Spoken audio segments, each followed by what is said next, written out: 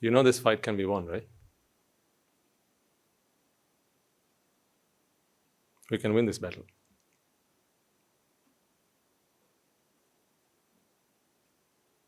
You know that, don't you? That's why you're here. You know that we can put a stop to suffering. And that enough is enough. Because now we have a path. We know what to do. You can see the light at the end of the tunnel. Doesn't that feel good?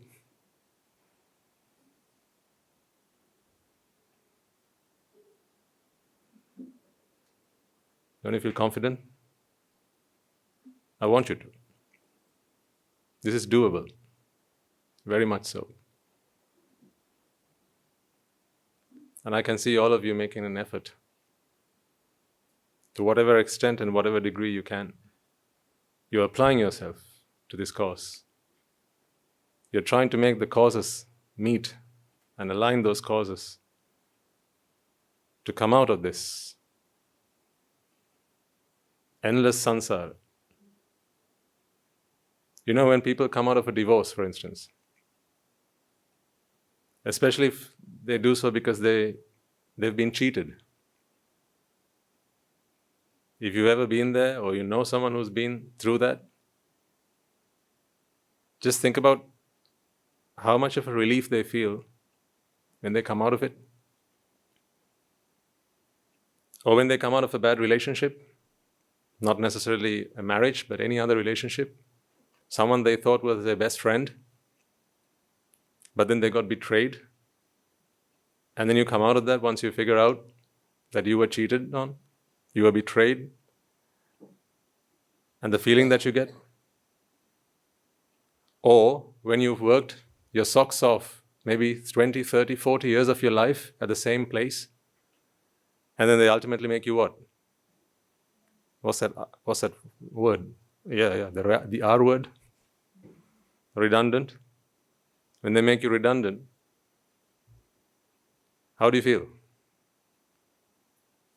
Betrayed. Because you've given your life and soul to that place. Some of you may have this experience. Over the last 10 years, 15 years, we saw a lot of that going on. When there was economic crisis, a lot of people I've seen, especially when I used to work in the city, a lot of people working out of big buildings with nothing more than a box with all of their contents and belongings in that. As you walk into the city, get out of the tube station and walk into the city, you see people coming out of big buildings. Big glass buildings. And you come and talk to some of them, and you ask them, how long have you been working at that place? I used to work with people who'd been in the same company for the best part of 20 years. And they feel like without a second thought, that's how they feel. Not necessarily how the organization might have treated them or seen their case, but that's how they feel.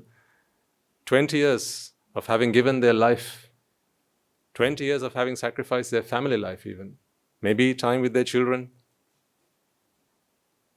and working honestly, sincerely for that one workplace, and then they get kicked out. They feel utterly betrayed. Now think about samsara. If you think your workplace making you redundant is such a terrible thing to do, if you feel that after 20 years of marriage, you finding out that your husband or your wife has cheated on you, and then you feel betrayed, that's only a commitment you've made for 10 years, 15 years, 20 years. But what was your commitment to samsara?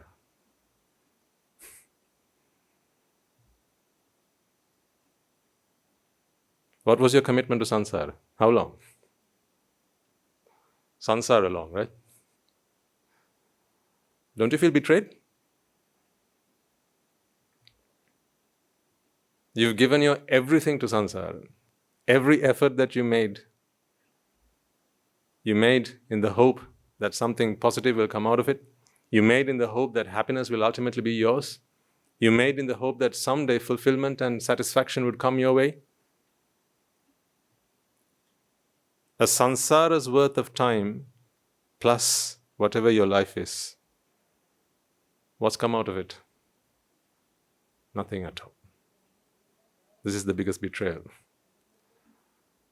That's why I feel motivated and I feel inspired to defeat this dragon. This is an ugly beast. And I want you to feel that way.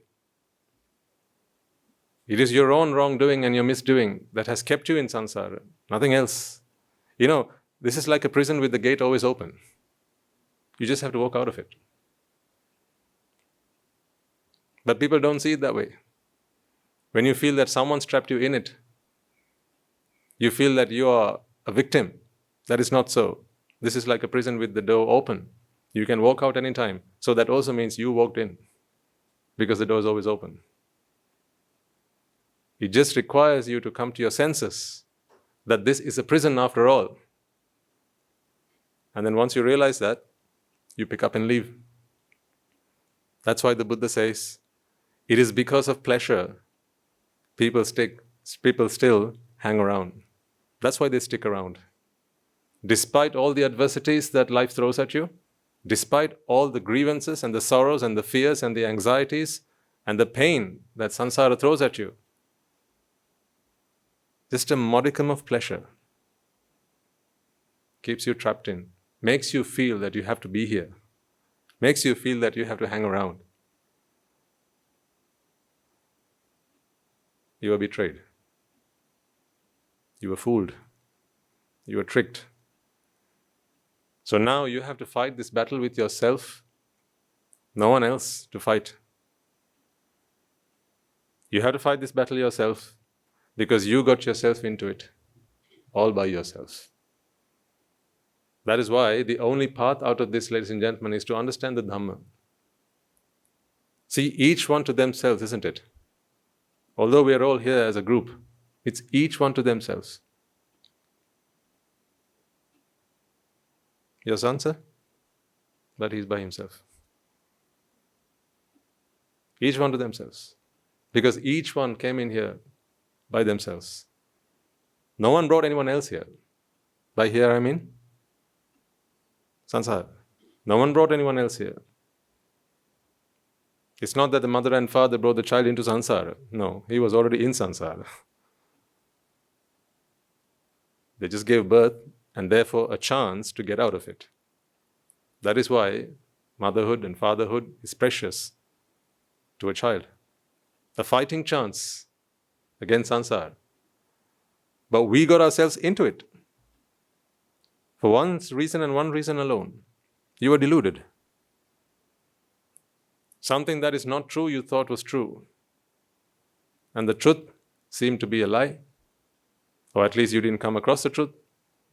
And now you're paying the price for it. So every time you've had to suffer, every time you've had to be in fear, every time you've been disappointed, all these frustrations, all these things, these are all the consequences of your bad decisions. But alas, you didn't know that you were even making those decisions. You didn't have anyone to question those decisions. Today, every decision you make, every thought that comes into your mind, perhaps there's another voice at the back of your head going, is this what Guru Handru asks us to do? Every time you lift a finger now, especially if it's the one that you are pointing out, you're always reminded, it's not that way. Because now someone's questioning your decisions. Someone's questioning your reasoning. Someone's questioning your thought process. Someone's questioning whether what you're doing is right or wrong. This is Kalyana Mitra association. So now that you have noble association, ladies and gentlemen, you must feel confident that this is doable. It never was until this time. It never was. Plenty of Buddhas have come and gone and you're still in samsara. Hey, well done. Yes, Buddhas came and went, but they never came into your life. Yo dhammam passati somam passati. Offering alms to a Buddha is not you coming across one. Because the figure of the Buddha is not the Buddha. This is not a Buddha. This is a statue. Even if you saw the Buddha in flesh and bones, that is still not the Buddha. The Buddha has yet to enter your life.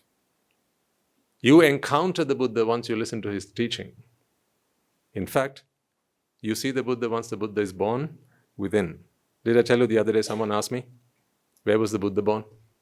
Yes, absolutely. We get these questions from time to time, especially to new audiences.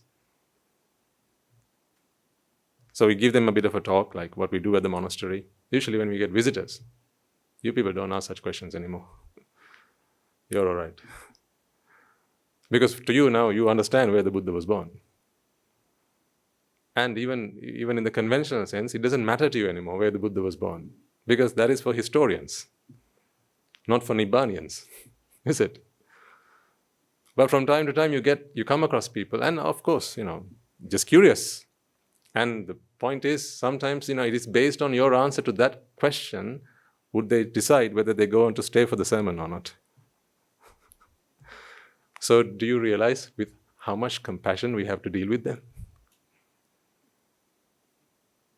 It's not like if I get the answer right, he's going to give me some alms or a robe or something. If I get the answer right, he'll stick around for the sermon.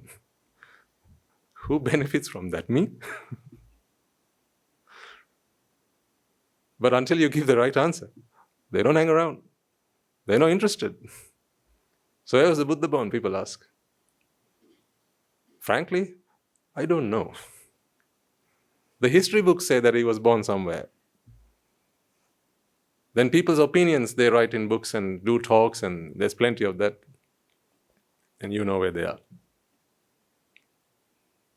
So what is the truth? Where was the Buddha born? Frankly, I don't care. Because there's only one place where I want the Buddha to be born. Where is that? Absolutely. Just where you want the Buddha to be born.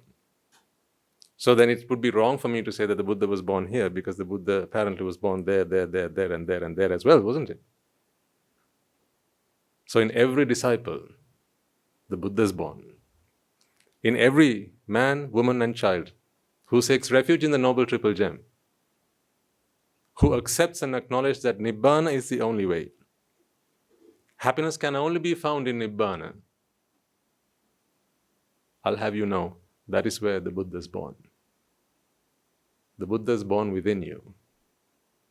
People look for the Buddha outside. They will never find the Buddha.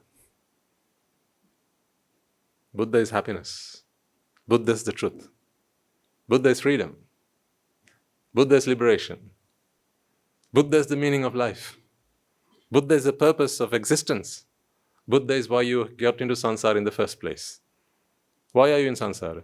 Today I ask you this question. Why are you in samsara? You know why I'm in samsara?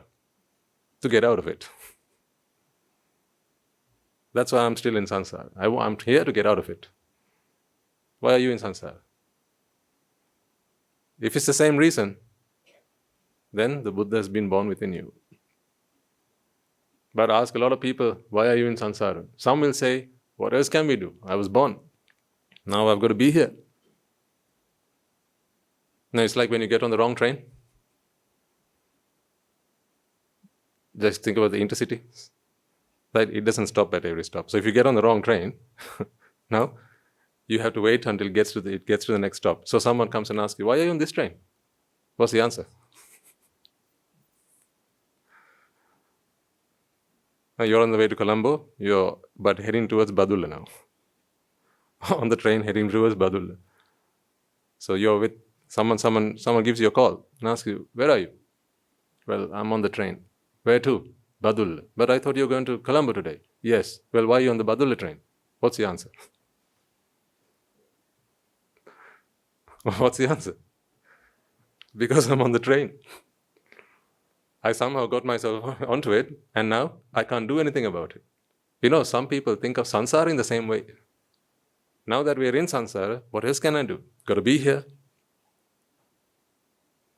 These are the people who say life has its ups and downs, and you just have to ride life as it comes. Just get used to the rhythm of life. Just have pity and compassion towards them, because I was one of them. When you realize that everyone's walked the same path that you have, all you have is just boundless compassion towards all of them. The Buddha had such infinite compassion. I say not just because he was the Buddha, even while he was a Bodhisattva, he realized that all these sentient beings in all these worlds, they were once where he was. Even as he looked upon the Aviti. Even as he looked upon the Aviti. And so all those countless beings, suffering no end. I'm sure it would have flashed through his mind the number of times he must have been there himself. Even if he weren't the Buddha at that point, he would still have had compassion towards them, because he knows what that feels like.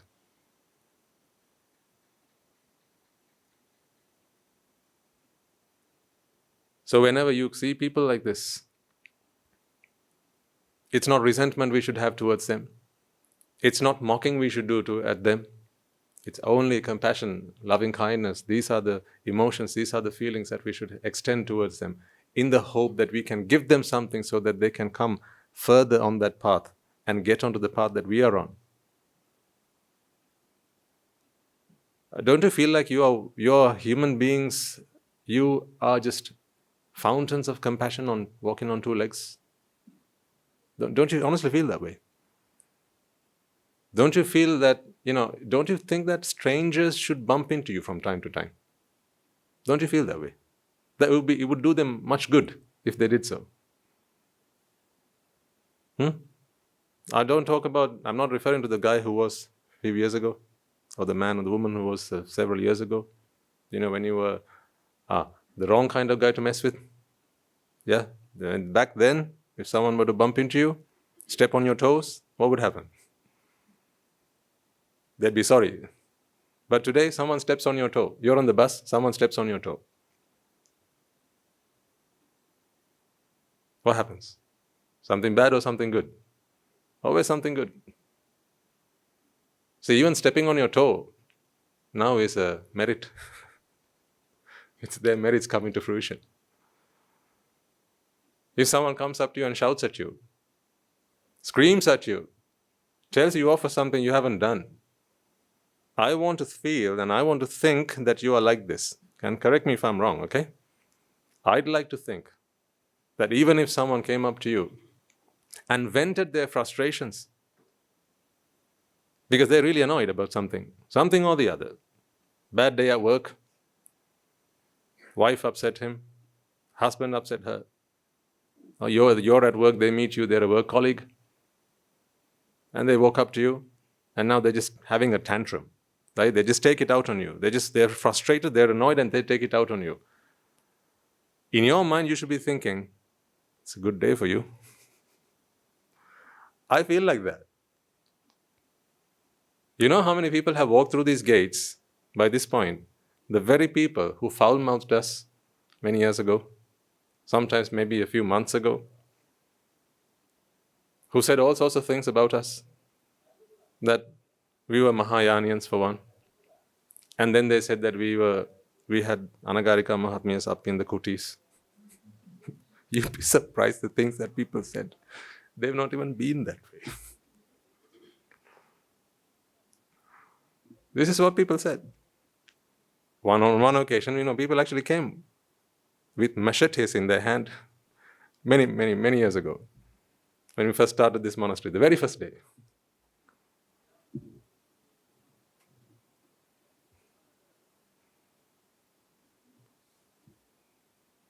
The very first day. Guru Handra was doing a sermon in the Dhamma hall, and then there was a bit of a commotion.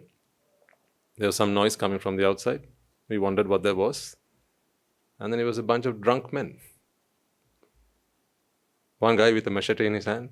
Now you see him walking up. Where are you going? To find the women. I say, okay, let us know when you find one. We didn't stop them. Nothing to hide. This is the truth. What's there to hide? Now don't come asking me, can we also go up Swaminatha?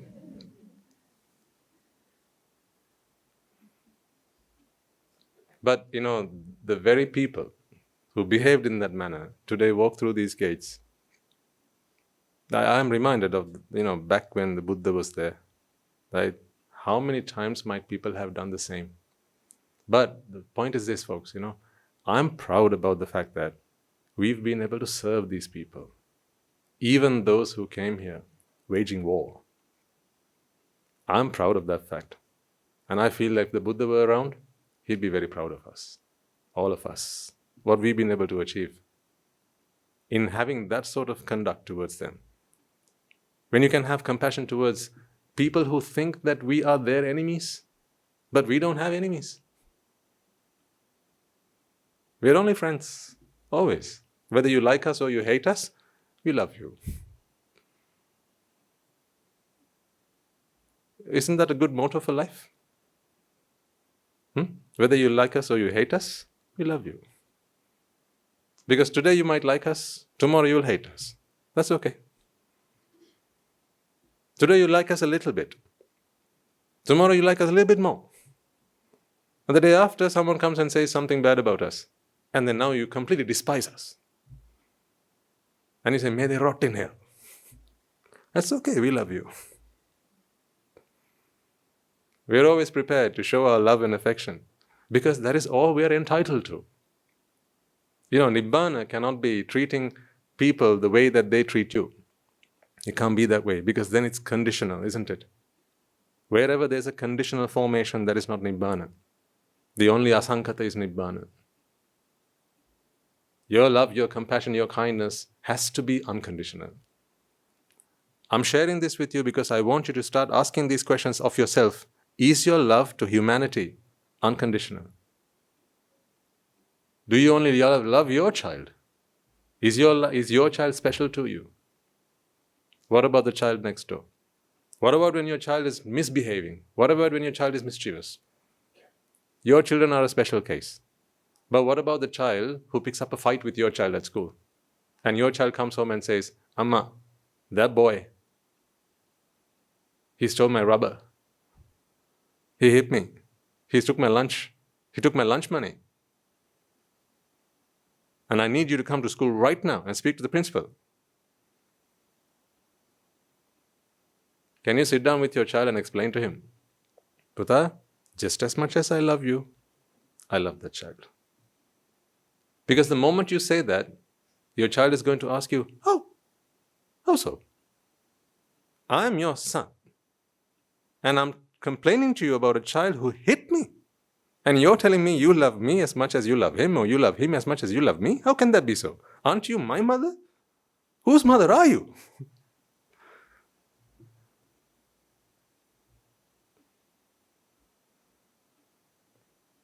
Then it's an opportunity to explain to your child what unconditional love is. Being the message is far more important than giving the message. Far more important. I feel, very privileged to talk to people like yourselves. Those who've been on this journey for some time, especially you lot. You've been on this journey for some time, and I feel you're transforming inside and within. Those changes are taking place. Honestly, I don't know what's going on outside these four walls. I hope you're in your best behavior. And you are a living, breathing specimen of the Buddha Sásana. Right? And you are a good advert for the Buddha Sásana. I hope you are all like that. And I trust and believe that you're all like that. But it's not enough for me to believe that that is who you are. I need you to actually be like that. Not just because it's good for society. I don't want you just to be a good person to society. If you are serious about Nibbāna, that's where you ought to be. Unconditional love. Why do you bring your palms together to venerate the Buddha. When we say the word Buddha, when we say the word Sariputta Thera, Moggallana Thera, Mahakāśyapa Thera, Rahula Thera, Bhadrakaccayana, the great Theri, right? When you hear these words, you don't for a moment think about the knowledge, the wisdom that they had, right? How can we even gauge how much wisdom the Buddha had or the great elder Sariputta Thera had? Yeah, that's beyond us. Leaps and bounds. It's beyond us. But the moment I say these names, what comes to your mind is the compassion, the loving kindness, the gracefulness, and the graciousness that they expounded and showed the whole world. They bathed the world in their love and compassion. The Sariputta Thera was a mother to all sentient beings. Then imagine what his mother must have been like. No, I don't talk about Rupasari. That is Upatissa's mother. I'm talking about Sariputta Thera's mother. The mother who taught him how to love. How to love all sentient beings the same. Unequivocally. Unconditionally. Limitless, boundless love. Can you feel what I'm talking about? Are you beginning to experience that? Is that beginning to take seed in your hearts? This limitless, boundless love, compassion. No matter what people say to you, no matter how people treat you. So now you can't have enemies. Check yourselves. You can't have enemies. You can have people who think you are their enemies. That's okay. You can't change them. But you can't have enemies. Don't be coming here if you have enemies. You're not entitled to enemies. Because if you have unconditional, boundless love and compassion, how can you have enemies? Because your mother has taught you how to love unconditionally. I don't mean that mother. I mean this mother, the Buddha. So in recognition of that love, reflecting upon that limitless, boundless compassion, trying to just a little bit, at least a little bit, try and understand what that must be like.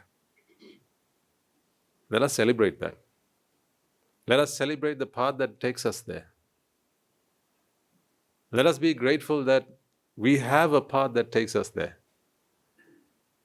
Let us be glad that the Buddha is there for us, has been there for us, and will be there for us. His teaching and the community of the Mahasangha, who teaches us, guides us, and shows us the path to get there. We are in their presence, and they are in ours.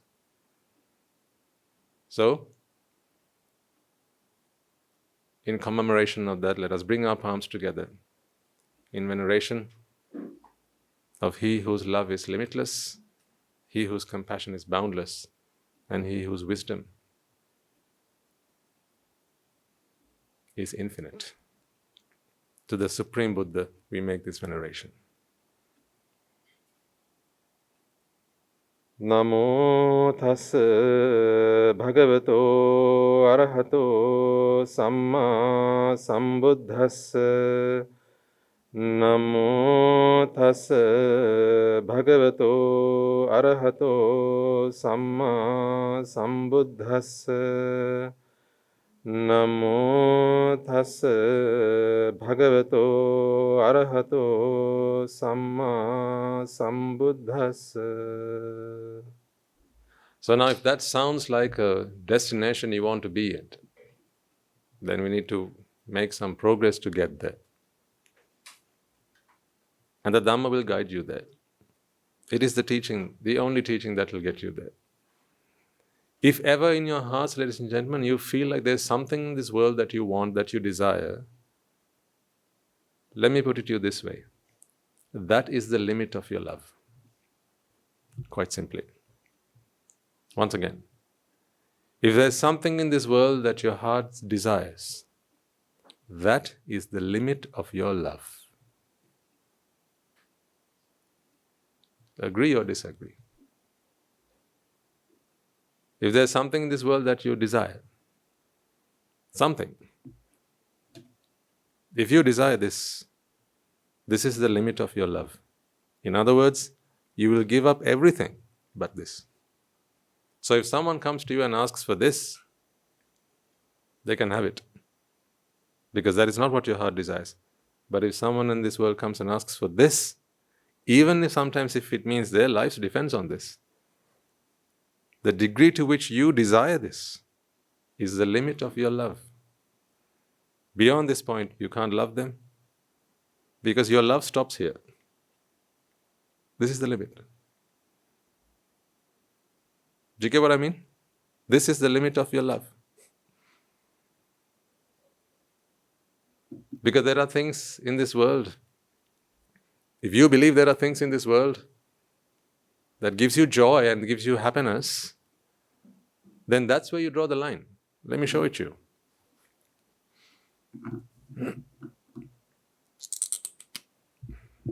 There are a bunch of things in this world. These are all the things in the world. All the things in the world, all the things that a heart could potentially desire is in here. Okay? Let's draw a line.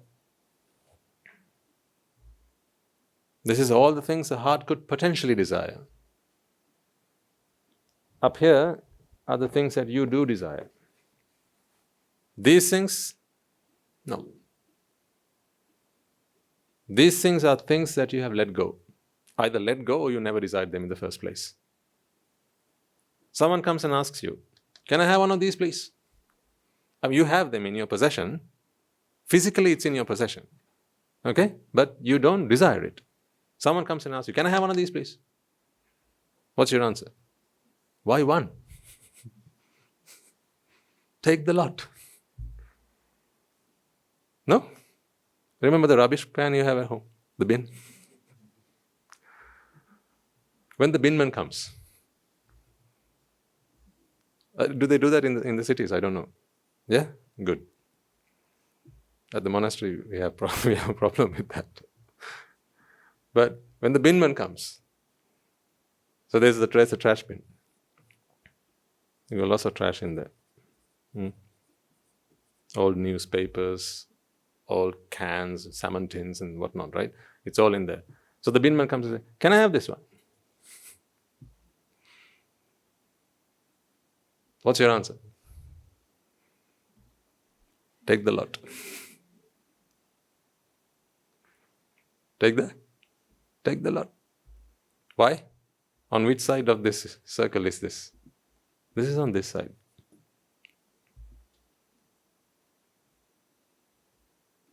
Something's on this side. Now someone comes and says, can I have this? Why don't you ask for this? Let's negotiate.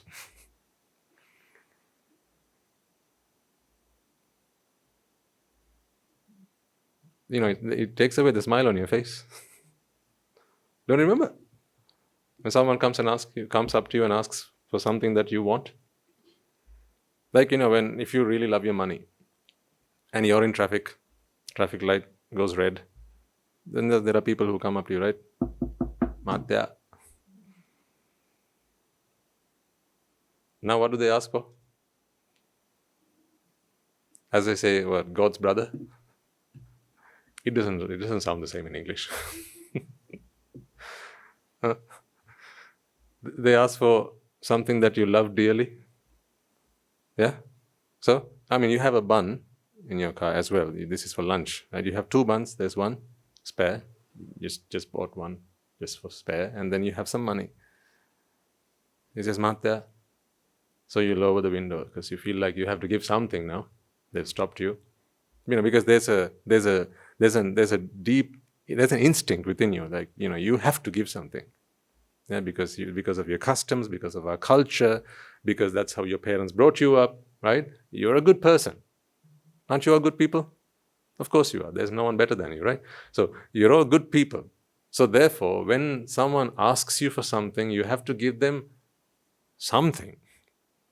Even if they ask you for one, you have to give them something. You can't just let them walk away with having given them nothing, right? So you have a bun and you have what they're asking for. So you say, can I have hungry matya? All right, let me get you the bun. So the bun goes to the window and the man stood outside saying, no matya. I don't want your bun, matya. What does he want? He wants your money. So then you pick up your wallet, but no longer with a smile. See, if you found yourselves in these places, right? That's because they're asking for something you desire. They're asking for something you desire. So then you take the wallet out and then you count the money. How much? How much is enough? And you count in 1,000, 2,000, 3,000, there's another 5,000. Don't need that one. 10 rupees. I don't know, can you get away with 10 rupees these days? I honestly don't know. What can you get away with by giving to a beggar? 100? 100. No. That's the going rate. Exchange rate. Huh? To drive past the traffic light, you have to give 100, right? You used to do that in Monopoly. Collect 100 as you pass, go. So now the beggars know this. They stand at the traffic light. So they collect 100 as you pass, go. So you're there now and you have the 100, right? And then you have to give it. Because you have to. Especially if you have someone in the car, passengers in the car. And even especially if you don't know them well enough. Maybe friends, right? They're in the car with you. Now you have to give them something. But you don't do it in the same way that you might have given them the bun.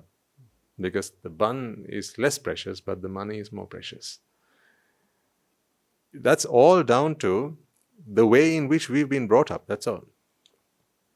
These ideas, they were instilled in our minds from right from a very young age, ladies and gentlemen. I remember going through this education where money is very precious.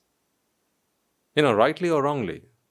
These ideas were ingrained into our mind. They were just fed into us. Money is the bee's knees. It's the most important thing in life. Everything we did, we thought we did for money. So money became a very important thing. Because, even when you were younger, people would look up to people who were wealthy. And they looked at these luxurious lifestyles. People who had much. And they said, look at people, they live very happy lives. So you have to earn money, save up money. And become rich one day. And no matter what ambition we had for ourselves, somewhere down there was becoming rich as well. In addition to doing something you liked and wanted to do, it was going to bring me money. Wealth was always part of that puzzle. So if someone asks you something you don't like, that wipes away that smile off your face. Then you'll ask, why don't you ask me for this? Don't ask me for that. That's why I say, this is the limit of your love. This line. That's why your love is not limitless. Are you telling me your love is limitless? I'm going to test you then. Your son, you said, right?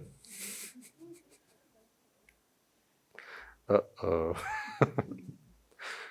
You're not coming to the sermons again, says the father.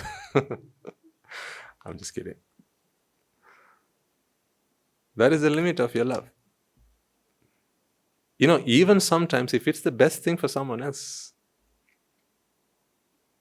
Sometimes at home, right, when you're with your family, on a good day, just the people that you're with at home, they know when you're having a good day, don't they? Like you speak very lovingly, very, very lovey on those days, right? You speak these affectionate words, right? If say her name is let's say Chandrani, you don't call her Chandrani, you call her Chandi. Those days. Right? Those are the good days. Right? But what about when you're having a bad day? They know. Chandran is Manasekara. Even the father's surname is reminded. Why? That is the limit of your love. Because on those days, you are not willing to make the other person happy. You know if you call her by her pet name, it's going to make her happy. But how can you give something you don't have? That's always the case. If you're not feeling the love, if you're not feeling it, you can't give it. If you're not feeling joy within, you can't give joy without. You can't. That's why you have these good days and bad days. That's why at home, some days they love to have you around. Other days they love to not have you around. They'd love if you left. There are days like that. Do something. Actually don't, but just as an argument, right? Just for argument's sake. Ask your loved one, your wife, your husband, to mark secretively, right? Not to share with you, just to mark on a piece of paper for a whole month, right? The days that they'd love to have you home and the days that they wish that you weren't home. Right? Get them to mark it in private, not share it with you, and then maybe, I don't know, and not do anything, just let them mark it. I don't want to be the one who's responsible for another divorce. But on a day where you feel, you really feel that you're willing to face reality, and you feel like I have to do something. I want to change myself, and I'm prepared to accept any feedback. Okay, if you really feel steady about that, before that at least become a Sravaka, Sravika, Uvasi, whatever, right? So you can take this, put it in an envelope from your wife, and you can open it in front of your teacher. Maybe give it to the teacher and then ask them to share that feedback with you. So don't try this at home. Certainly not on your own. You need a teacher for this, so that they can, do a soft landing rather than a crash landing. So if you can get your loved one, you can do this with your child, you can do it with your husband, with your wife, get them to mark at the end of the day, is today a day you'd rather have had your husband at home, or would you rather have had him, go on a work trip or something? Maybe go and be with his friends. Then take a count. Get them to give you a count at the end of the month. You've got 30 days in the month. Work out how many days they'd rather have had you in versus out, or out versus in. That'll give you a really good indicator, a really good indication as to the kind of person that you are and the good days and the bad days that you have. Because your outwardly expression is a reflection of who you are within. That's why when we think about the Sariputta Thera, the Moggallana Thera, the Mahakāśyapa Theras, if they were here today, where would you be today? Don't tell me here. By here, if they were, say, in India somewhere, right? Or in Nepal, or in China, wherever. You wouldn't be here, would you? No, because I wouldn't be here. I know Guru Andhra wouldn't be here. So we'd all be there, wherever they are. Because, they'd have such a wonderful demeanor about them. They'd be all-encompassing. They'll have limitless love because there's no limit to their love. There is nothing in this world that they desire. Don't you tend to be kinder to people who show you a little bit more respect than others, for instance? Dig deep. Find the answers. You have these answers within you. Right? People who show you a little bit more respect. If people call you Nona or they call you Mahatmya, there's a difference. Some like Nona, others like Mahatmya. Mahatmya sometimes can sound a little bit more graceful than Nona, right? So if someone calls you Mahatmya versus a Nona, some people might show them a little bit more respect. Some might show you a little bit more respect if they speak to you more politely. If they say sir rather than your name. Someone calls you sir, you have a little bit more respect towards them. Why again? Because there's something that you desire. This is why in this world you see good people and bad people. This is what defines that. Good people and bad people in this world. whenever you see a good person or a bad person, you make that judgment, don't you? They're neither good nor bad. When you make that judgment, whether someone's good or bad, what do you mean by bad? What you mean by bad is when they're not willing to let you have what you want. Then you say they're bad.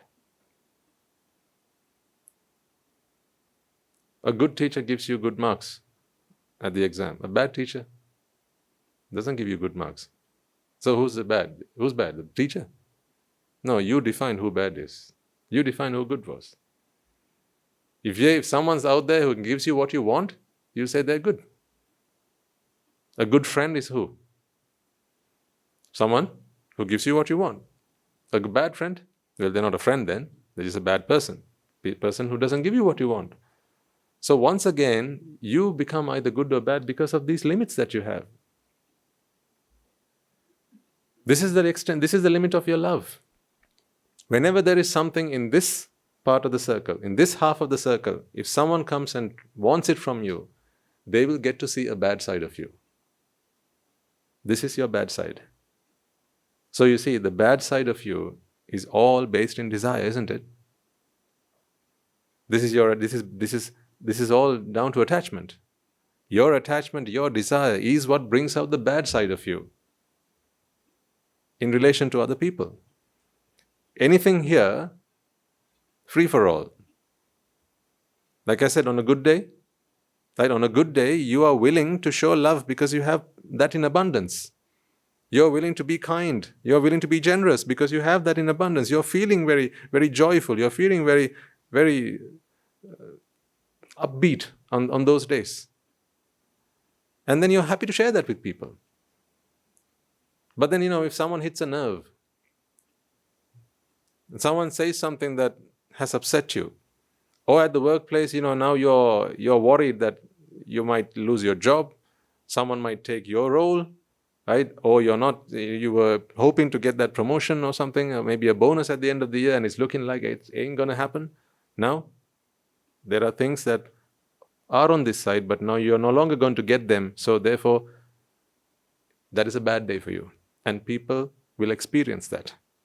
The poors who come into your life will experience that. So then, tell me then, why is it that people who don't have this line, why is it that people who don't have this line can love and show compassion limitlessly and boundlessly? Because there is nothing they desire. Exactly. Nothing they desire. So here's the follow-up question. To become someone who can love limitlessly, to become someone who can show compassion unconditionally, all you got to do is become someone who desires nothing. That is the point I want to try and prove to you. If you want to be someone who can show limitless love, if you want to become someone who can show infinite compassion, if you want to be someone who can love and show affection unconditionally, then you just have to become someone who has no desire. That is the trick. For as long as you have desire, remember there will be things in this world where you have your limits, and those limits are going to be the limit of your compassion. Those limits are going to be the limits of your kindness even, and your love and so on. So to become a better human being, what do you think you must do? How do you define a good human being? How would you define a good human being? I'm not talking about devas, brahmas and so on. I'm talking about a good human being. You'll be looking for values, won't you? Are you just going to look for their education or the wealth that they have, or a good human being? Take Mahatma Gandhi.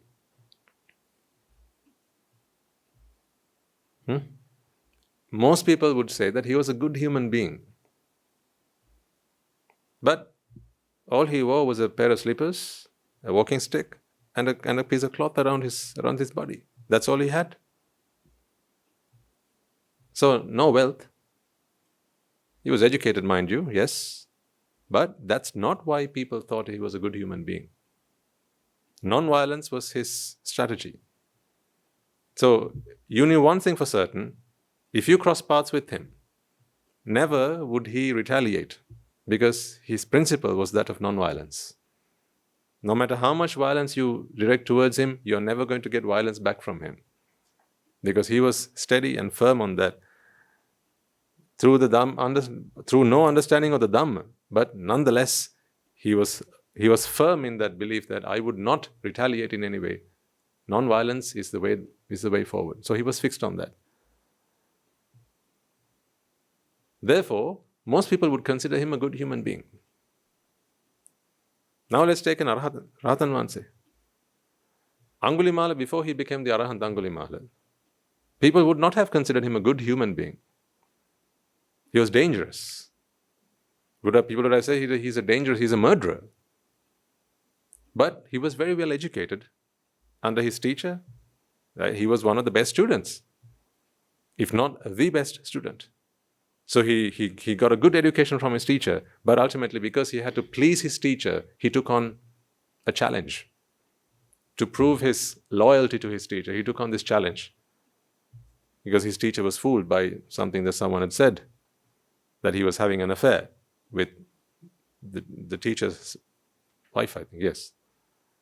Or daughter. Daughter? Wife? Wife, daughter? Okay, maybe both. So Angulimala now had to prove his loyalty to his teacher. So here was a man who was a good human being. In fact, he was called Ahinsaka. A name that resembled who he was. A very innocent person. Then he went on to becoming Angulimala the murderer. A bad person. Then he went on to become Angulimala the great Arahant. The finest specimen of a human being. All in one lifetime. While he was Ahinsaka, he was a good person, but he was not an Aryan. Right? So he was a bit like Mahatma Gandhi. Non-violence.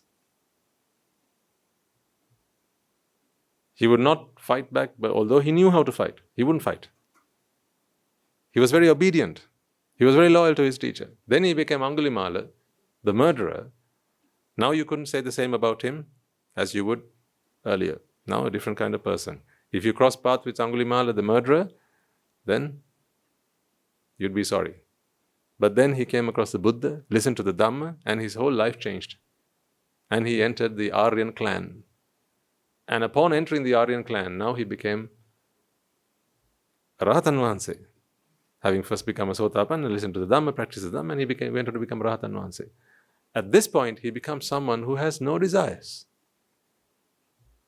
See, he no longer desires for his teacher to think that he is loyal to him. He no longer desires that. He no longer wants or needs his teacher to think highly of him. He no longer needs society to think good of him, because there's nothing he desires.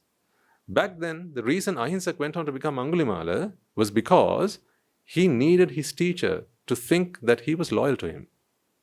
That was the extent of his love. So he had an extent. There was always a limit.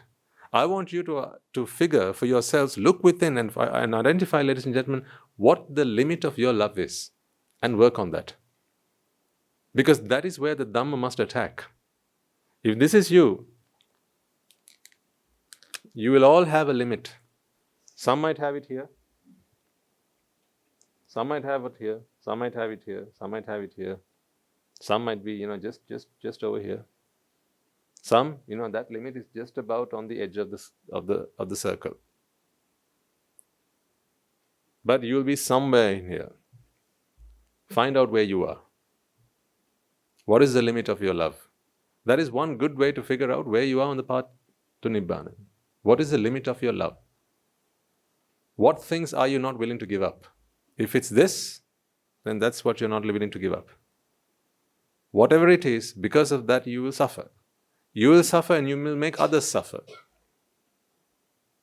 If someone wants something from you, and it is something that you desire, You will fight nail and tooth to keep it for yourself. But if it is something that you have given up, this is what we do as when we the Sinhalese term dane, you give a dane, right? The Sinhalese word dane, it is not actually giving something to someone, it's actually giving up. That is the real meaning of that word, to give up something, not to give to someone, to give up something. So once you have given a dana, once you've done this dane, the giving up, it doesn't matter who takes it, right? But aren't there things in life where you are willing to give, but only to specific people? These are the limits of your love. Now, as I say this, I want you to think about a few of these examples. There are things in life that you will give to specific people. Maybe you have a really nice dress at home. A really nice dress. And you've been thinking one of these days, I want to give it. You've been listening to the Dhamma, or you're feeling very generous, and you think, one of these days, I'm going to empty my wardrobe, right, and just keep what I need, the bare minimum, but who am I going to give this to? And then names start flashing through your mind, and you think, no, not that one, pass. Another name comes, not her, pass. See, now you have people who you are willing to give to, and people who you are not willing to give to. So now there's a limit to your love there. This is not dana. This is not dana in the truest sense of dana. You are giving to, not giving up. Meaning, in other words, you are still attached to it.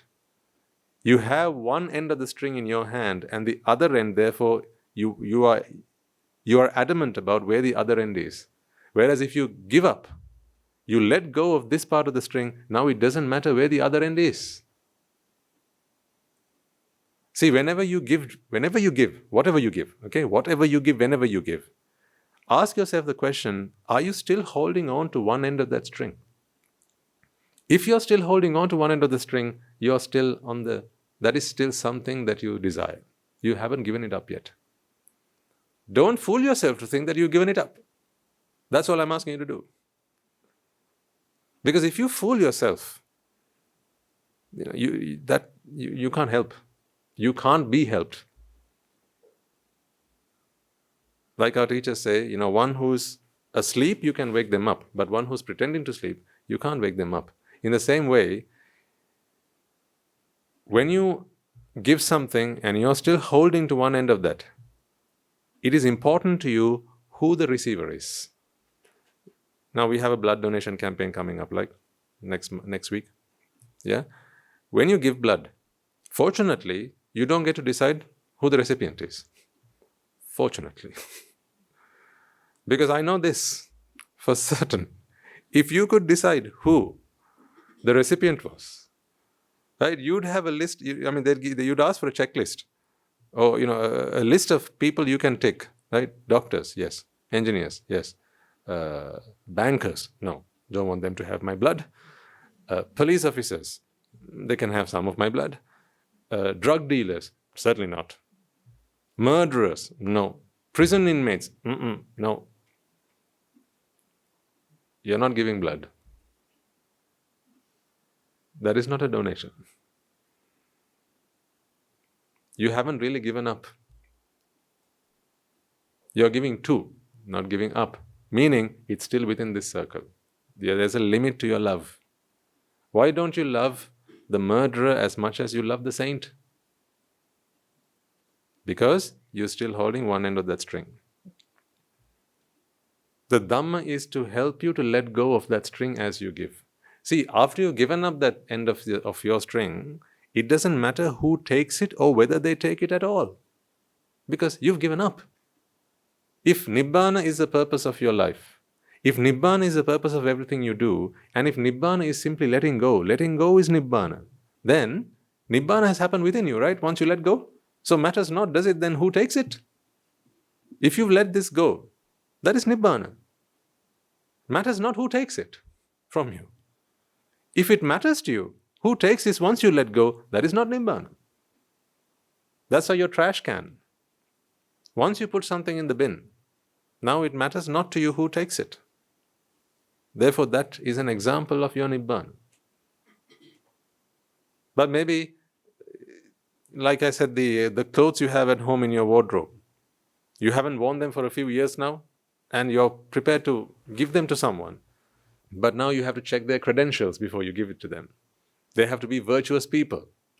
They have to be good people, kind-hearted people.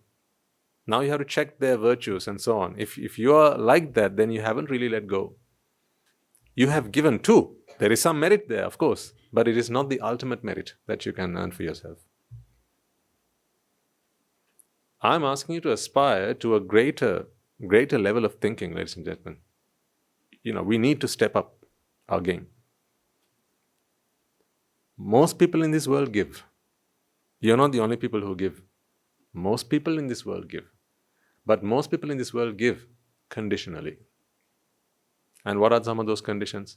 They have conditions on what they give, who they give to, how they give. These are all conditions of the giving. In other words, they're writing a contract. I shall give on this day to this person in this way. That's a contract, right? But when an arahant gives, or the giving that helps you to become an arahant, there is no, I shall give this to that person on this day. I have given up. Once you've given up, now does it matter who takes it? Does it matter when they take it? Does it matter what they do with it after they've taken it? If you've given up, certainly not. Ask yourself, what is the limit of your love? What are some of the things you are still struggling to give up? Not give to, give up. Now, see, there are parents here. As parents, you'd want to give, maybe you want to give your children to the Sásana one day. That is also giving too. That's not giving up. That's giving too. Because, again, there's what you're giving, who you're giving to, and how you're giving, and so on. Giving up is a different ball game altogether. If you've given up, now it doesn't matter what happens to them. You'll be like, huh? How can you do that, Swaminathan? These are children. They're young things. You've got to be very careful with them and think 100 times before you give or do anything with them. Yes, I understand that. I'm not denying that. All I'm saying is, you're not giving up, you're giving too. That's all. You can't deny that either, can you? So you'll ask me, isn't that irresponsible just to give up? Shouldn't you give too? Shouldn't you check which school you put your child to? Shouldn't you check whether the monastery is actually doing what they're saying they do before you give it? Yes, but all I'm saying is you're giving too. You're not giving up. You're still attached to your children, even when you have given them to the Sásana. Nibbāna is a funny little thing. It's out of this world, folks. You can't measure Nibbāna with the same yardstick that you measure worldly giving. If you've really given up your children, I know this is impossible. Okay? So maybe just listen to this and forget it. Okay? If you're really giving up your children, now it matters not what happens to them.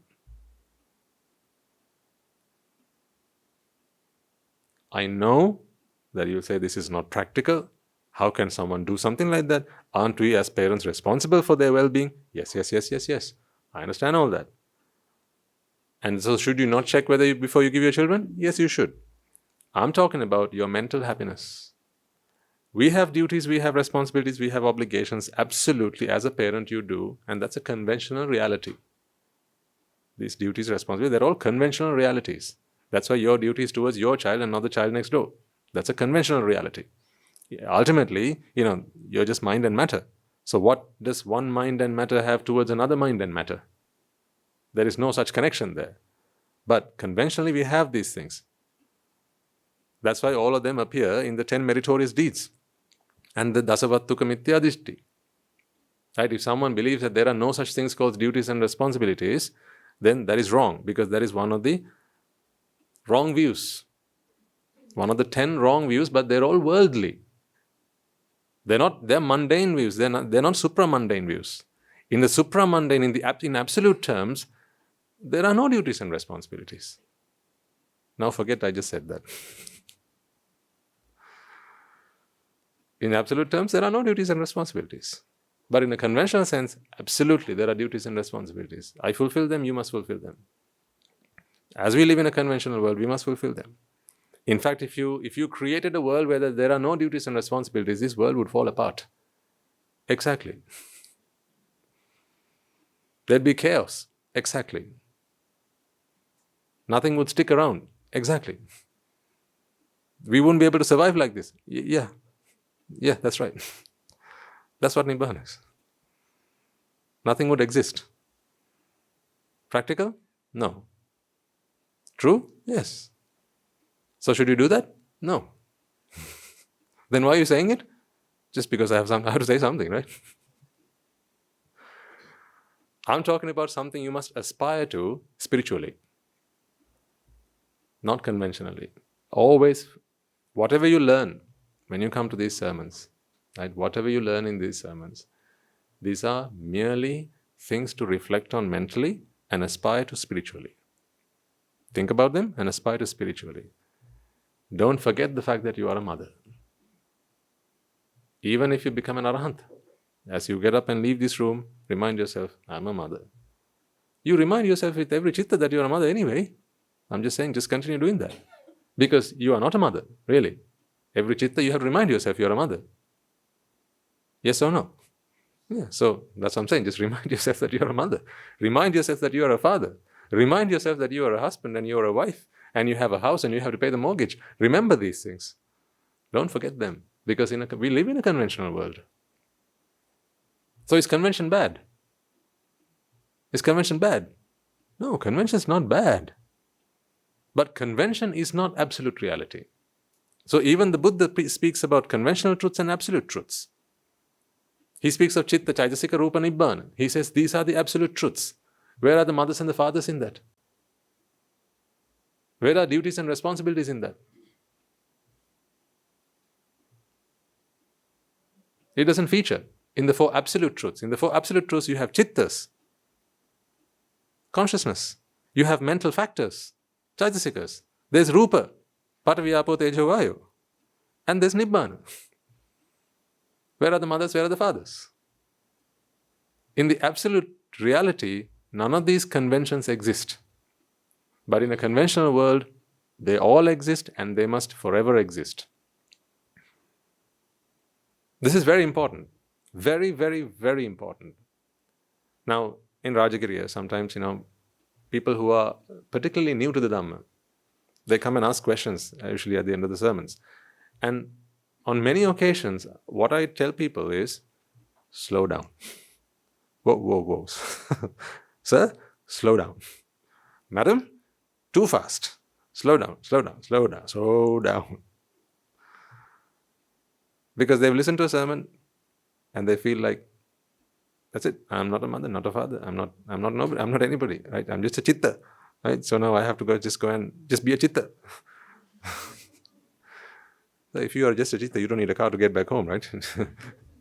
You don't need to eat, you don't need to sleep, you don't need to do anything. If you're just a chitta, I say, no, madam, you are a mother. Okay? You are a mother. Don't forget that. Where's your son? Ask him to come. Where's your daughter? Ask her to come. Right. You are still a family. Don't forget that. Because if you begin to act out what you have understood, life will become incredibly difficult for you. There's a right pace to progress. And that pace, you have to check in with convention. Let convention be your guide on how to exist in this world. Let convention be your guide. Let the Dhamma be your guide as to how you attain Nibbāna. Nibbāna is a very personal affair. It's a purely mental institution. Nothing more. The way you walk, the way you talk, the way you eat, none of these things need to change. None of these things need to change. So if you hold your child's hand to show him love and affection, then please continue to do that. If you stroke his head or keep him on your lap to show him love and affection, then please continue to do that. These are very important. But the truth is this. Whatever you desire is the limit of your love. You can't deny that. There may be things you have at home, things which you are willing to give, maybe just to your children. There are things you are willing to give just to your friends. There are things you are willing to give to just about anybody. Then there are things you are not willing to give, no matter what. Don't you have a few of these categories? Try and put a few things into these boxes right now. The first category, things you are willing to give just to your children. You have a few of those things. My property, the coconut estate, what else? The car, the money. These things you're only willing to give to your children. Then there is the things you are willing to give to your friends. Some you are willing to lend to them, but they have to return them. You can lend them your car, right? But bring it back. You are willing to lend them.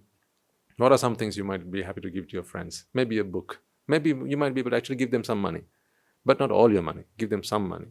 You might be happy to get them to come and stay maybe you have a holiday home, right? You're happy to let them stay there for a week, but not write it off to them.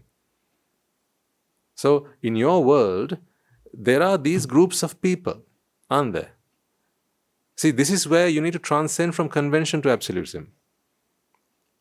I'm trying to talk to you about an ideology. I'm trying to get you to start to think about Nibbāna. Your actions should reflect convention. Your thinking should be in absolute, in the absolute reality. Do you see the difference there? Understand the absolute reality and act out convention. Because if you don't abide by the law of the land, then we won't meet again. Because I don't come to the prisons anymore. So you have to live by the law of the land, you have to live by convention. But your thinking should be in absolute terms. So in your world, you have people called parents, you have people called your spouses, you have people called your friends, your children, and so on. These are all categories of people that you have. There's one group called family, there's another group called friends, and maybe part of family will be your children, right? Then there are colleagues, then you have neighbors. And there are certain things you're willing to give to some of these people. And they can still be on this side. They can still be on this side. They are in fact still on that side. If whenever you give something, it matters to you who takes it, have you let it go? Have you? You haven't let it go. So on which side is it? It's on this side. I'm sharing with you practical tips to figure out what things you're still attached to. Because you need that, don't you? You need to know. This is a temperature check. Here's a thermometer. Stick it under your tongue and figure out how much fever you still have. If there are things that you give up, don't be fooled that you've actually let them go. If it matters to you, when you put something on this desk, who comes and takes it and walks away with it? You haven't still given it up. It's still in your I desire circle, half of that circle. Whereas if it's on this side, now when you let it go, it doesn't matter who takes it away. It doesn't matter even if they don't take it away. Let it rot. You're okay. Let it turn into ashes and go back to the soil. It's okay. A crow comes in and flies away with it. That's okay. A thief comes and takes it from you. They think they are stealing, but you've already given it up. That's okay. Now it's on this side of the circle. So take stock. I ask you to take stock of the things that are still on this side of the circle. What you need to do is to try and move this line as further up as possible so that one day it's completely erased. No more lines. Meaning, this is the limit of your love. If you really want to be someone like Sariputta Thera,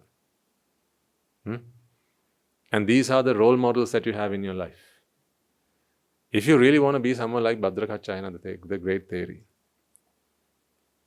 and these are the role models that you have in your life, do understand that they had limitless love towards all. You don't actually have to say limitless love towards all, because limitless love is love to all. So for 2 reasons I ask you to do this. One reason is that you become a blessing to those around you. You become an inspiration to those around you, so that others will also be inspired to become like you. If you are someone who hoards everything that you find, right, and you're just someone who's a miser, very stingy, not prepared to give anything up, right, and you're always looking to get what belongs to other people as well. People don't like to be like you. Ask them. People don't like to be like you. They might come and smile at you at your face, but as you turn around and walk away,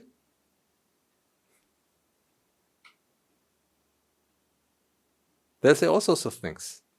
People don't like to be like you. If you are upset when someone calls you names, if you're upset when someone says something bad to you, when someone criticizes you and you become upset, in those moments, people don't like to be like you. Don't you like to be someone who people like to be like? Don't you? Don't you like to be an inspiration to others? Don't you like to be a role model to others? Honestly, don't you? It might be that you're not aspiring to that, but if you could be one, without stressing too much, without working too hard, just by being there, if people can look up to you and think, I'd really like to be like her one day. Many people come up to me and speak about our anagarika mahatmyas in that manner. Many people come and speak to us about anagarika mahatmyas, and they say, I'd really like to be like that gentleman one day. And this is leaving alone our monks. I always say, anagarika mahatmyas and anagarika mahatmyas, people they find it easy to relate to them, because they feel like it's a less of a jump. Whereas it's difficult to relate to a Swami Nahanse, because they feel like, we are worlds apart. Under the bald head and inside this robe, we are all the same, but people don't recognize that. People think that we are a different species, an alien species. No, we're not. We're just truth seekers, that's all. You and I, we are both the same. This is just convention, that's all. Presence of hair does nothing for or against Nibbāna. No. But conventionally, it makes life easier to live. You don't have to waste your time brushing. Not teeth, hair. You don't have to waste your time combing your hair, brushing your hair, or de-licing your hair. Remember those days?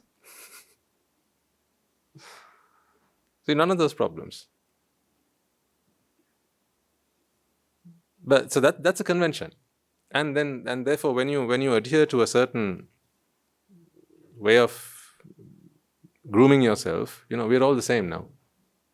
And that equality also helps with unity. Because it's not always an arahant that comes into the sasana. People come into the sasana to become arahants. Yeah, so they walk into the sasana with raga, desha, moha. Fair or unfair? Very fair. What's this the sasana for? It is for people with defilements. That is what the sasana is for. Sasana is to make saints out of evil people, out of the sinners. It is to make saints out of sinners. So sinners are welcome into the sasana to become saints. That is why the sasana is the place for all of us, ladies and gentlemen. When I came into the sasana, I had a lot more defilements than I do today. It is the sasana that cleansed me. It cleanses me. Every day it cleanses me. And if I waited for the day where I was pure to come into the sasana, what day would that be? Maitri Buddha will come and go. The next Buddha, whoever that Buddha is going to be, will come and go. Then there'll be another Kakusanda Buddha who will come and go.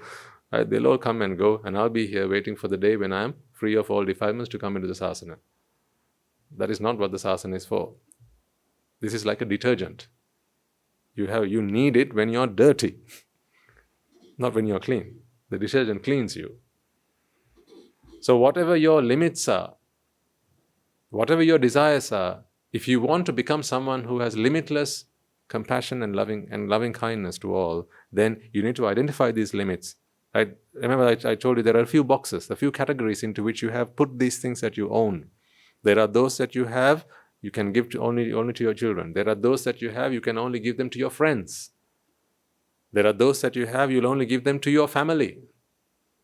Don't you have such things? You do, because in your mind there is such a thing called a family. That's why. Not everyone is your family. You have separated a few individuals in this world and you call them family. I don't mean the convention here, right? So step out of convention when I'm talking about this at this moment. Conventionally, yes, we all have families and we are part of that families, of the families that we are part of. I mean mentally. Mentally, you can't be part of a family. You are an individual chitta. And another chitta is another chitta. No one gives us a right to say that one chitta is part of a family, the other chitta is not part of a family. Chittas are chittas are chittas. If you look at it that way, then all chittas, if there's ever a chitta, they're all part of the same family, aren't they? So every chitta, every being that has a chitta is also part of the same family. In fact, back in the day, Brahmins tried to think in these ways. People who went into the Rupavachara Brahma worlds, they practiced this kind of compassion. Even back then, people would renunciate their worldly lives and go and become ascetics because they didn't want to feel like they were part of a small group of people. They felt like they belonged to the whole world. They felt like they were global citizens, not a country citizen, not a town citizen, not a family citizen. They felt like they were part of the whole world. Today as a monk, I feel that way. Not just because I'm a monk, but I have a monk's attitude. So you can be wherever you are right now and adopt that attitude. It's difficult. I'll give you that. It's not easy because you have these limits. That's why it's not easy. I want you to be a better version of yourself. Is that okay to ask that of you? I'm not asking you to be me. See, I'm not. Don't be me. I'm already taken. Don't be Guru Handro. He's already taken. Don't even be Allah. Don't be Jesus Christ. Don't be the Buddha. They were taken. How about you become the best version of yourself? This is what's stopping you from becoming the best version of yourself. You could be kinder. You could. You could be more generous. You could be more of a blessing to the people around you if only you worked on this. This is the limit of your love. You have set your limits because of the things you desire. If you desire this pen, ladies and gentlemen, you will give up everything in this world except for this pen. If someone comes and asks you this, that's mine. Take anything else in this room but this. Take anything else in this room but my family. Haven't you heard people say, if you touch my family, that's over my dead body? Heard that? See?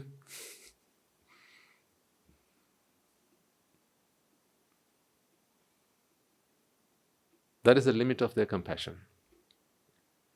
In other words, if someone, if you are still a family man and you actually believe you are a family man, you perceive yourself to be a family man, fathers in this room, mothers in this room, right? It's to be expected that if someone walks up to you and they harm your child, they harm your wife, they harm your mother, your father, they'll have to pay with their life. It's quite possible that it is still so.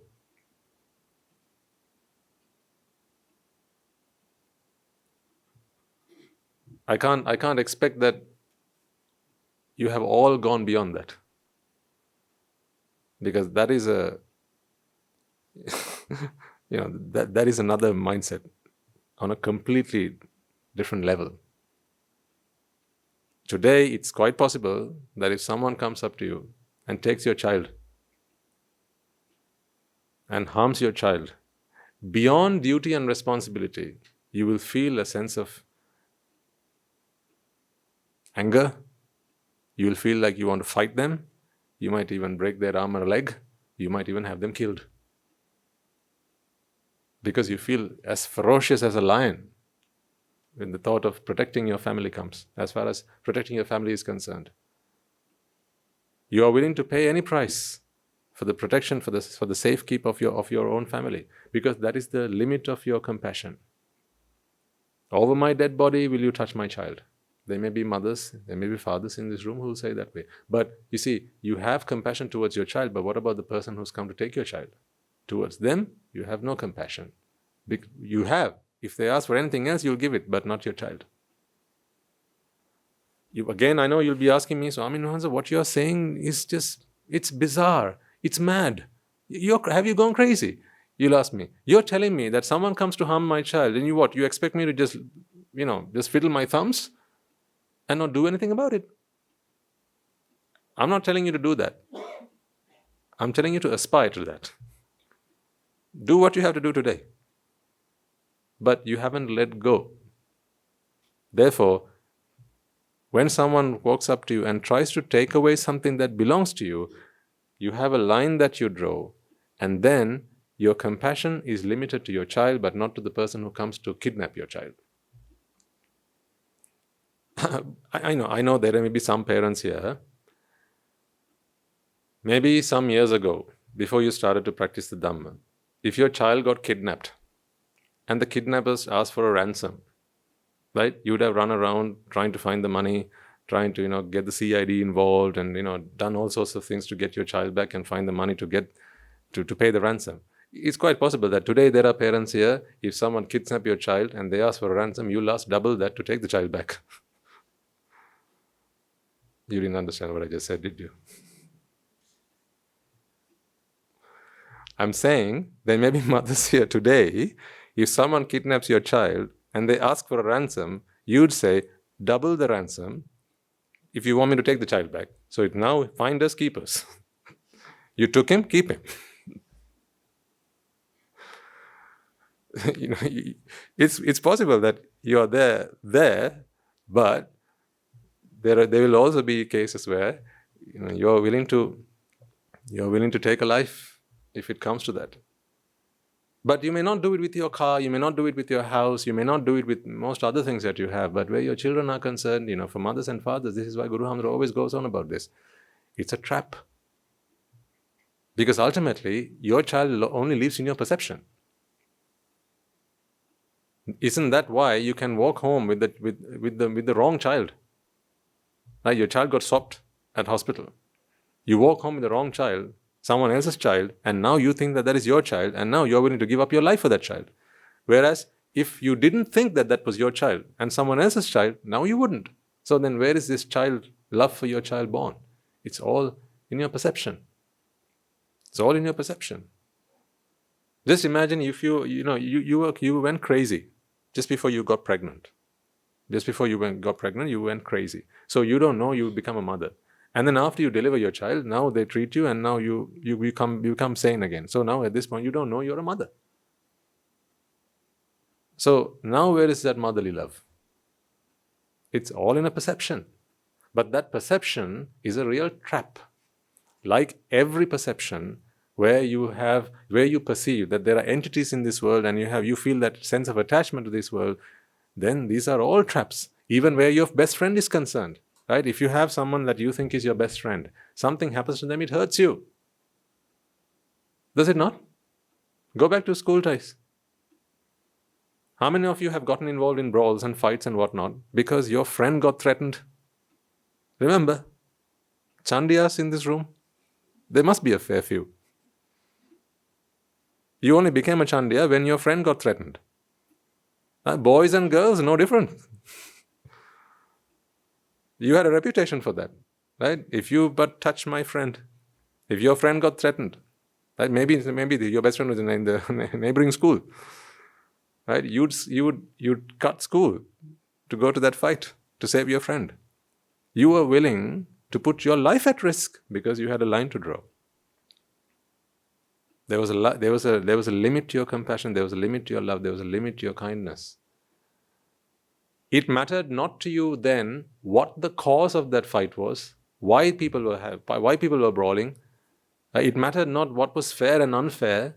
As long as it was my friend who was getting attacked, my friend who was being threatened, I had to do something about it. There may be very few here who, when you went and got involved in that, you asked the question, hold on a second, let's figure out what happened really. Who's the guilty party?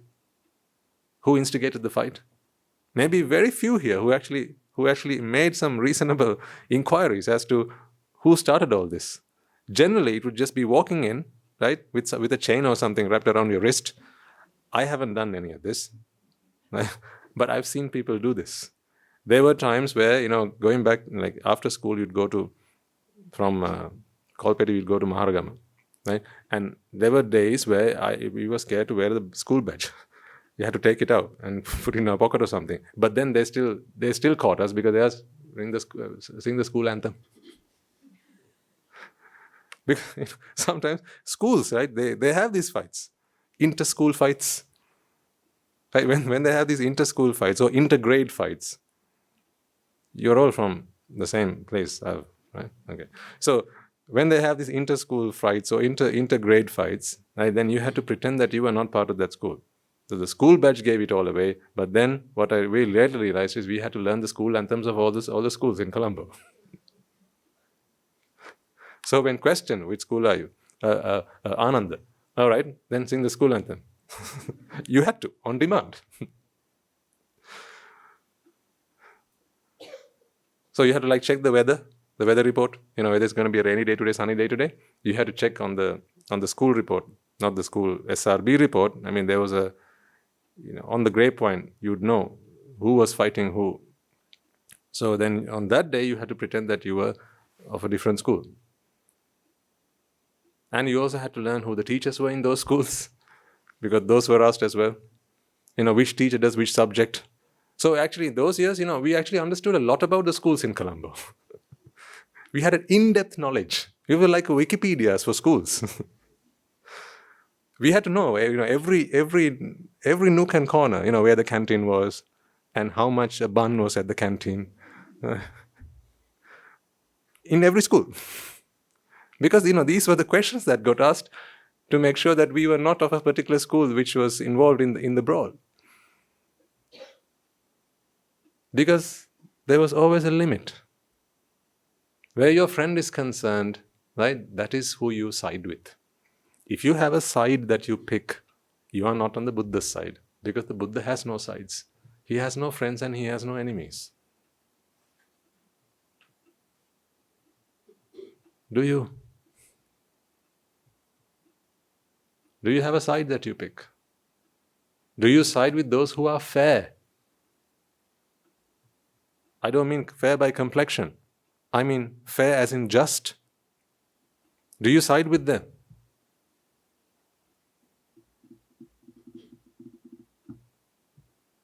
What about those who are unfair? Don't you like them? What's wrong with them? You don't like them because they're unfair. Do you like someone because he's of the same political party as you? Do you like someone or do you dislike someone because they're of a different political party?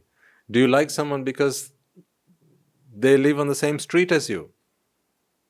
Or they've gone to the same school as you? These are all divisions that we have in society that continues to fuel the fire of these divisions and separations that we go through in life. Whatever school you've been to, just ask yourself, right, if you had two individuals who've come for a job interview and you're the one who's doing the interview and someone says, I'm from your school, ask yourself, do you feel a special bond towards them? A special affinity to them?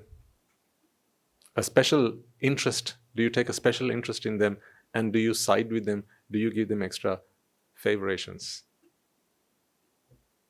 That's the limit of your love. I'm showing you lots of places where you have limits to your love. If so, the Buddha has not been born within you yet. That's why I asked right at the beginning, where was the Buddha born? For the Buddha to be born within you, you cannot have limits to your love because the Buddha does not have limits to his love. He loved Ananda, who was his chief attendant, And he loved the woman who came up to him and accused him that he was the father of his child, of her child, the child in his womb when he was the Buddha. The same. The same. He said, sister, only you and I know the truth. I mean, just imagine the situation. Right? She was not actually pregnant. She was pretending to be. Because she wanted to get the Buddha in trouble. So she had a bundle tied up to her body and walked up to the Buddha and said, this man, he did this to me. He pretends to be so virtuous. If he's so virtuous, would he have done something like this to me? Just imagine the Buddha's response. Do you think he would have gotten upset? Ananda, what's going on?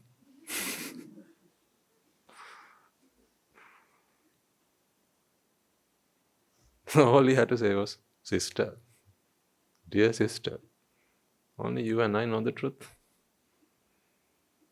That was it. He had nothing more to say.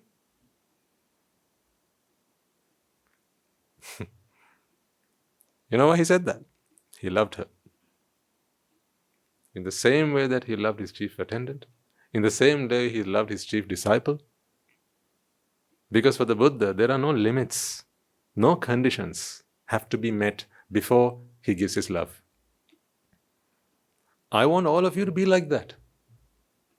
Let's aspire to that. Like I said right at the start of this, this is possible.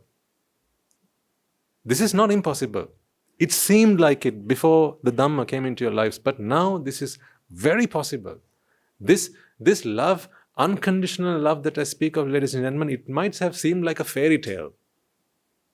Those days when you used to read about the great arahants, right, in the storybooks, when your grandmother used to give you stories as she fed you, there was a great arahant who was like this and like that and so on. Right? They were so compassionate, they would walk the surface of the earth and was a blessing, and even animals would bow their heads in respect. Those days, they seemed like fairy tales. How is that even possible? Because you were angry all the time. So you wondered, how is that even possible? You had desire and lustful thoughts. You had a sense of ego about you. And you knew that, there were things that you liked and you didn't like, and there were people you really liked and people you hated. So you always wondered, how can someone even be like that? Are these fairy tales? Is this fiction? You thought to yourself. But now I'm telling you, this is possible. It's possible when you have given up all desire. Because once you've given up, now there is nothing you have to fight for. Nothing to fight for. Because the fight was to give up. So what do you fight for if the fight is to give up? Only to give up, right? The fight is to give up. That is the fight of Nibbāna. The fight to give up. So who do you fight that with? Who's your enemy? Exactly. If it is you who has to give up, then your fight is always with you. So your enemy comes up to you. Right? Someone who really doesn't like you comes up to you. And they're angry with you. And they start saying things to you. They start calling you names, they start mocking you, they start annoying you. Right? If you have become a disciple of the Buddha, here's what you're going to sense. If your fight is against ignorance and attachment, and you're honest, your fight is with ignorance and attachment, then you need to be able to spot that it is ignorance and attachment that's doing that to them. So now your fight is not with them, it's what has happened to them. So you must feel a love, a compassion, a connection to them. They are in the same boat as you are. So if they are in the same boat as you are, your friends are in the same boat as you are, the people who think you are their enemies are in the same boat as you are, now who are you going to fight with? The only fight is with ignorance and attachment. Because ignorance and attachment is what does this to people. It puts you on a side, puts you in a camp, separates us, divides us. I was thinking the other day, If someone actually invented, or rather created this world, imagine there was a creator who created this world. For the continued sustenance of this world, for the continued existence of this world, they've done the only thing that they needed to do. Once again, if there was someone who created this world, and they wanted the continued existence of this world, for this world to prevail and to exist and forever and ever and ever, for perpetuity, the only thing they'd have to do is to put into the individual minds a need to self-preserve. That is all they'd have to do. Because, if they created unity, if they created harmony, if they created, well, that's exactly what it is, unity, this world wouldn't exist. It couldn't. The reason that the world exists even to this day, as we know it, is because everyone thinks about themselves. That's why. For this world to exist in this way, everyone must think about themselves. And so, the world exists. You've heard the saying, Dukko, lóke, patittitá, right? Dukkha, in other words, this idea of separation is the foundation of this world. If that foundation weren't there, if the chittas, the people, chittas in this world, didn't feel a need to separate, didn't feel a need to preserve their selves, didn't feel a need to fight for themselves, this world wouldn't exist in this way. It's only because people feel that way does the world exist in this way. I'll explain to you why that is. Take an organization, because the world itself is an organization, but take just another organization, maybe your company, place where you work.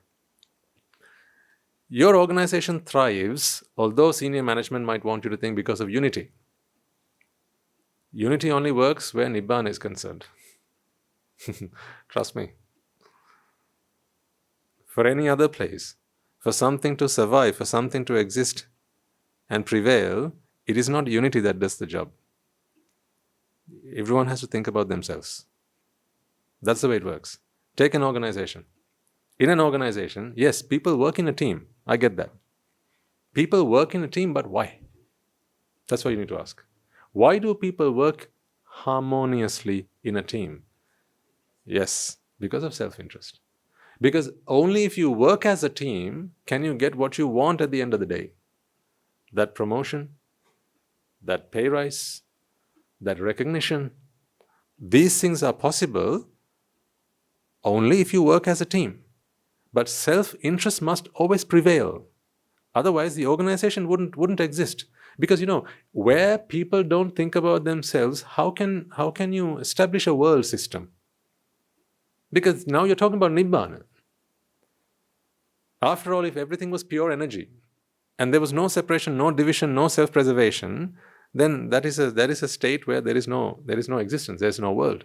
But where chittas become ignorant, and where chittas feel that separation, this division is pleasurable, now everyone will strive to fight for themselves and preserve themselves.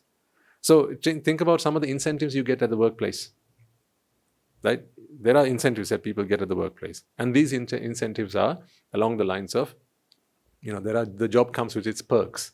Right? If you move up the ladder in your organization, you get various benefits. And there are various advantages and perks that come with the job. So now everyone there is thinking about, how do I get to the next rung on this ladder? Everyone's trying to think about that. So let's say there are 3 people in your office, in your team, and there's one promotion that has come up. There's a promotion opportunity that has come up. Now these 3 people, one of them will be successful. To be successful, now each one thinks about themselves. Here's how that benefits the organization. Because each one thinks about themselves, they're all trying to work hard. They put in extra hours, they work weekends, right? They work their socks off, and they try to bring in as many customers as possible. They try to sign up as many contracts as possible. They try to make the business as lucrative as they possibly can, so that now the company succeeds. Because they're all striving and struggling really hard to get that promotion. One of them gets a promotion. So all the work that has gone into getting the promotion, who benefits from that? The company. So the company succeeds. But if everyone now worked in unity, right? So they're not thinking about the promotion. They're not thinking about how we can all benefit from it. But there's only one position. Wouldn't it be better, instead of giving one bonus at the end of the year, right, to one individual, how about they split it in 3 and everyone gets an equal share? That would be unity, but that's not how it works. When I used to work, right, we used to get a bonus at the end of the year. And for that, you had to have a rating at the end of the year. So they give you a 1, 2, 3, or a 5. Right? If you're a 5 performer, you're the best at your game, and you get a greater share of the bonus. That's how it used to work. Now, to get a 5, yes, you have to demonstrate that you can work as part of a team. But ultimately, you're doing that so you can shine above the rest. They'll tell you that it is unity that they look for, but again, the motive behind that is so that I can get my bonus at the end of the year. This sounds really selfish, but selfish is what keeps the world turning on its axis. Stop selfishness and the world will stop. Because you need to think about the self for this world system to carry on like this. A mother has to think about her child, for a family to be successful. Because a family is a worldly affair. Now there are healthy limits and there are unhealthy limits. Once you go past a certain threshold, it becomes unhealthy. Then it becomes destructive rather than constructive. I take that. But good or bad, they're both part of this worldly existence. That's why the part to Nibbāna, I said it's a funny little thing. This Nibbāna is a very different animal. It's not like worldly existence in any way. When you stop thinking about the self, people often come and ask us, Swaminathan, if everyone starts to do what you're asking them to do, stop thinking about the self, stop thinking about becoming doctors and engineers and lawyers and whatnot, how is the world going to run? That's a fair point, isn't it? How is the world going to run? If all the young people in our country, they start taking the Dhamma and they start becoming monks and anagarikas and so on, right? Then how is the world going to operate? Yeah, that's a fair point. That's why we don't take everyone. We don't. I mean, the mothers are there to make sure that doesn't happen either. And so are the fathers. They're there, the mothers and fathers are there to make sure that the world keeps turning on its axis. And we don't interfere with that and stop the world from continuing and prevailing. Because the Dhamma that we speak of, if you imbibe this Dhamma, if you associate with this Dhamma, take it on and practice it, the best evidence I can give you that the world won't exist is that through this practice, you end up not existing. Yes or no? So if you don't exist, how can you be doing something for the world to exist? If you don't exist. It destroys you from within. Not in a bad way, in a good way. It destroys you from within. The Dhamma does that to you. It exterminates you. You go from existence to non-existence. You go from something to nothing. That's what the Dhamma does for you. Because whatever something is, it has to be maintained. It has to be sustained. It has to be supported. A lot of work goes into maintaining something. But once you become nothing, then therein itself stops all effort. That's the end of it. So if the Dhamma does that to you, how can that do something different to the rest of the world? So if everyone became an Arahant, just imagine. If everyone became an Arahant, how many more years do you think the world would exist? Not a moment more. Because there wouldn't be the energy to keep this world system going. Because for the world to exist, there need to be good and bad. It's not just good. There has to be bad. So if you want the world to exist forever and ever and ever, don't all become good at once. Some of you have to be good and the rest of you have to be bad. So good and bad, yin and yang, as they say, this keeps the world going. If we all became saints, then there wouldn't be a reason for the world to continue to exist. Because after all, what is the world? It is a creation of the mind.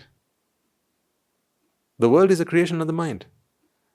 All the things you see around you, from the sun up in the sky that scorches us day and every day, from the rains, from the clouds, from the hills, right, from the skies up there to the earth beneath our feet, all of these things are creations of the mind. When the mind wants an existence, the mind creates the environment in which to exist. We've created the world that we are in. I mean physically. Physically, we've created the world that we're in. And that is because you want to exist. So if you want to exist, you need the environment to exist, right? If you want to live, you have to build a house for yourself. This is the house that we built for ourselves. All together, we built this house. The world is our house. This universe, it is our house. We built this house all together. So if you had no reason to exist, why would you continue to build that house? Why would you continue to maintain that house? And so the whole world system would collapse. But fortunately, that's not going to happen. Not for a very long time. Ever. It's never going to happen. How many Buddhas have we had by now? That's right. How many Buddhas are we going to have? The same number. Infinite. We've had infinite Buddhas in the past. We're going to have infinite Buddhas in the future. So you needn't worry. Your time will come and your time will come.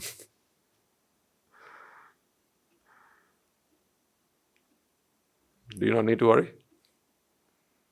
I mean, read between the lines. Infinite Buddhas have come and gone, and you're still suffering. Infinite Buddhas will come in the future. You're still suffering. What this shows you, what this proves to you is, although infinite Buddhas have come and gone, we have not made use of a single one of them. Because you can't make use of 2 Buddhas, can you?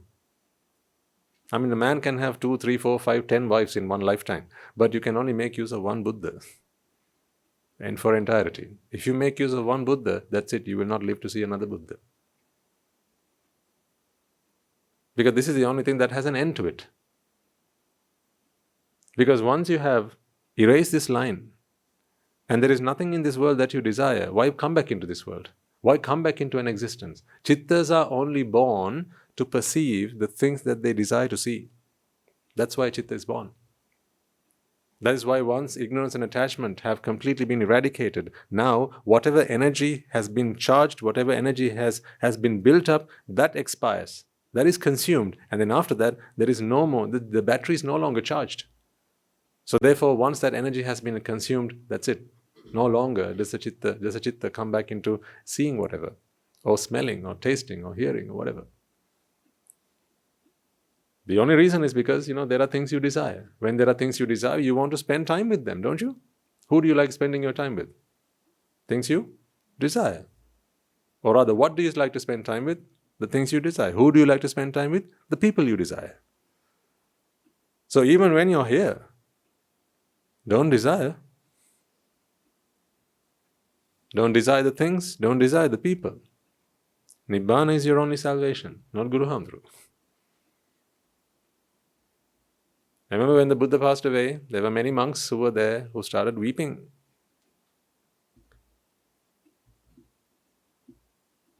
Many. Including who? Anandathera. I mean, he remained because that was part of his paramita. There was not a way that he would pass away before the Buddha passed away. It was not possible. But ultimately, he suffered. And that was because he hadn't become an arahant. Even if you become the chief attendant, if you don't become an arahant, you'll suffer. So who wants to be Guru Hamdru's chief attendant here? Volunteers? Do you think that's what Guru Hamdru would want of you?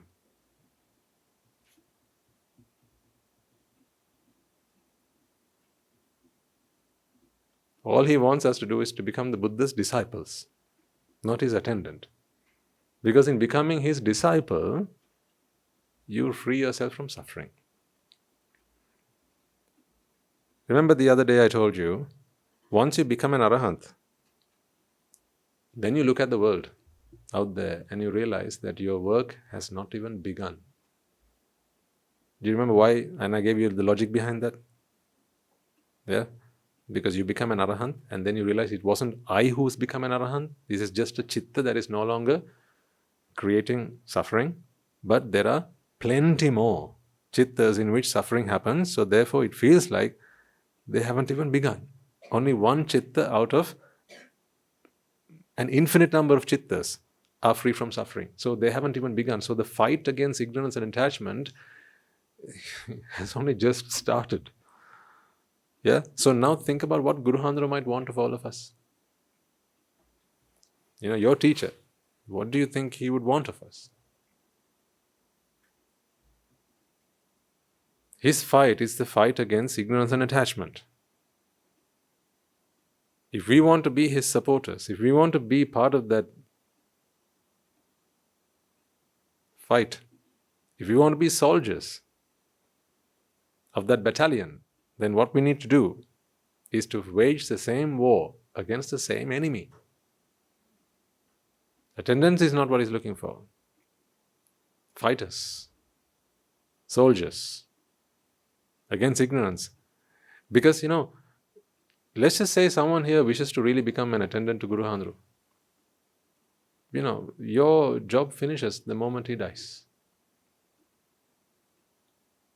What was the point of that? It's not like you can stop him from dying. Can you? So you were just doing something until his death. You're just doing something to maybe prolong his life. Maybe you can get him to live another week if you attend to him and make life a little bit more convenient and comfortable for him. But it's not something you can ever win. One day you're going to lose. But if your fight is against ignorance and attachment, now you free yourself from ignorance and attachment. You become one who is capable of handling yourself and loving everyone unconditionally. Therefore, from then on, until your life passes you by, all the years that you have left, you will continue sharing that message with as many others as possible, so that they can also achieve and aspire to the same goals, achieve the same ambitions. In doing so, you create more Guru Hamdurus. That's what you do. To make someone's legacy live on, you just have to create people like them. Would it be nice if we had another Mahatma Gandhi today? But when Mahatma Gandhi passed away, he hadn't created another Mahatma Gandhi. That's what happened. When the Buddha passed away, he'd created several more Buddhas. They were not Samma Sambuddhas, but they were Arahata Buddhas. And those Arahata Buddhas were fully equipped. They were trained. They had mastered the art of creating even more Buddhas. So therefore, to this day, the Buddha prevails. Now, if you want Guru Hamduru to live forever, there is a way you can do that. Shall we go and find that magic potion? It's in the Himalayas.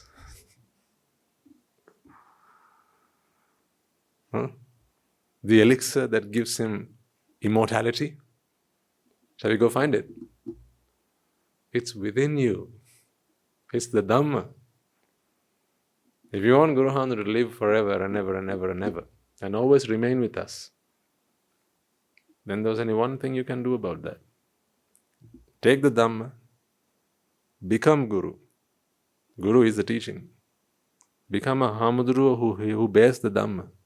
A Hamudruo is one who has freed oneself from ignorance and attachment. That is what a Hamudruo is. That is what Hamudruo is. Hamuduruo. Not Maduruo. Not like a Hamaduruo. But a Hamuduruo is one who has freed themselves from ignorance and attachment. Guru is the teaching. So that is the Dhamma and the Sangha to become Buddha. So Buddha, Dhamma and the Sangha are all encompassed within Guru Hamduru. So now if you want for Guru Hamduru to forever remain with us, what must you do? Buddha, Dhamma, Sangha. Do that. And then within you will always live Guru Hamduru. And then you will create another one. And then they will create another one. And then they will create another one. it is the Buddha expected us to do this. He had a part for each and every one of us to play for the Sásana to prevail 5,000 years. You are all part of that. So don't take this responsibility lightly. You're all part of that. That is why you are here. I need you to understand that. That is why you are here. The Panchavagya bhikkhus, they were there for a reason. They were there for a reason. Yasa was there for a reason with his friends. There was a reason. There was a reason it was them who were there. There was a reason. Because they all had a part to play to carry this baton. So then there's a reason why you are here. Don't take that lightly. There's a reason why you are monks. And there's a reason why you are anagarika mahatmas. There's a reason why you are Sila Sravakas, Savikas, Vasis and devotees. We all have a part to play in the Sásana. If you know that this is the only way, then this is the only place where the mind can be freed from suffering, then that teaching has to be there for many generations to come. Because you know what? In another 500 years, there will be people just like you. And although you believe and you feel that you are an individual and an identity who's different from that person in 500 years, that is only ignorance doing that to you. It is actually you in another way. That's all. Shall I say that again? Just so we all understand. In another 500 years, there's going to be someone who will benefit from the good work that you're doing right now to propagate the Buddha Sásana. Okay? I am proposing to you that that is you. Except they will feel just as you feel today, that you are a different individual. They'll feel that they are a different individual, but ultimately, that is also you. In your previous birth, you were you, right? You were them, but a different spin on it. In this birth, that's you. Again, just a different spin on it. If ultimately you are just a bundle of energy, into which ignorance has taken over and therefore makes you feel that you are a separate entity, ultimately you're just energy. So if that is what you believe is you, then what about another bulb of energy? Another blob of energy somewhere else? Isn't that you? That's also you. So then for you to benefit from the Buddha Sásana in another 500 years, you got to do today what you got to do. So we are doing it for us ultimately. Not, but yes. If that didn't make sense, just forget it. I'm trying to find ways in which to convince you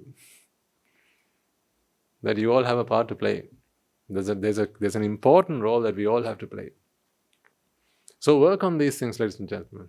Find out what your limit is. If you love your son more than you love another child, there's a problem there. Because that is the limit of your love. Therefore, the Buddha is yet to be born fully in your mind. If at least you understand that that is a problem, then we can say that you have seen the Buddha. He's approaching you. You have seen him, he's approaching you, but he has not taken seat within you yet. The day he takes seat within your mind, you don't love your son more than you love another. You love all the same. You love your enemy because you don't have enemies, but those who consider you to be their enemy, you love them the same as those who consider you to be their friend. You love them the same. Praise and blame, you take them equanimously.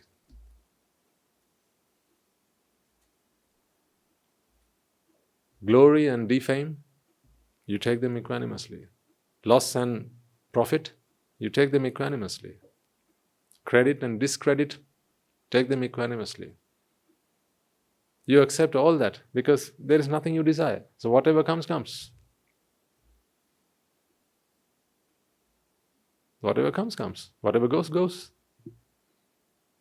Such a state of mind is a free state of mind. That's liberty. That's liberation. That's freedom. That's no suffering. That's Nibbāna. Like I said right at the beginning, I say it again, this is possible now. I can see it's within reach. It is very much within reach. I can also almost smell it in the air. It's just there. Can't you? It's there. That taste of freedom. It's there. I can smell it. I can almost taste it. It's palpable. And it'll be for all of you as well. For some of you, I know you know exactly what I mean when I say these words. For some, you know that it is a promise that will come to you. For some, it might be new. It is even possible, some might wonder. But those who have walked this path before us, they bear testimony that this is doable, they have done it, and they have shown how to do it. Now all we have to do is walk the path and achieve the same that they have done.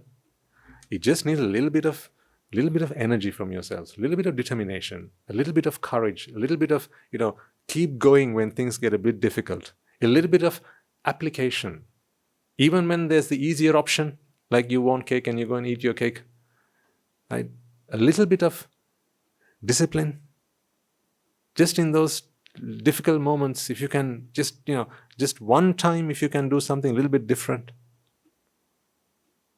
Yesterday, listeners at the Sinhala sermon, they promised me that next time they will not eat cake again to free themselves from vexation. Let's hope they'll all keep to their promise. I said, eat cake, no problem in eating cake. Just don't eat cake to free yourself from vexation. Eating cake is not a problem. I'm not going to get you to sign a contract to say, I will never eat cake again. Eat cake, eat all the cake you can, that's fine. But just don't eat cake when you're vexed. Because vexation has nothing to do with the presence or the absence of cake. Yes or no? Yeah. So then why eat cake? When your back, if your backside starts to, gets itchy, what do? Just jump up and down? Or do you go somewhere private and scratch yourself? That's what you do, because, whatever the problem is, you got to address the problem.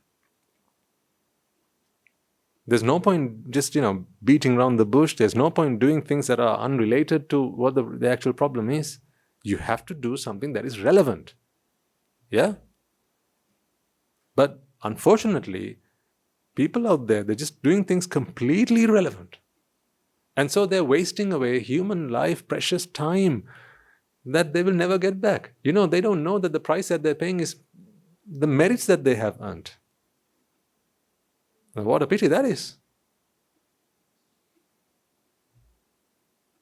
We have all been given, this is a God-given opportunity. Now you know what God is.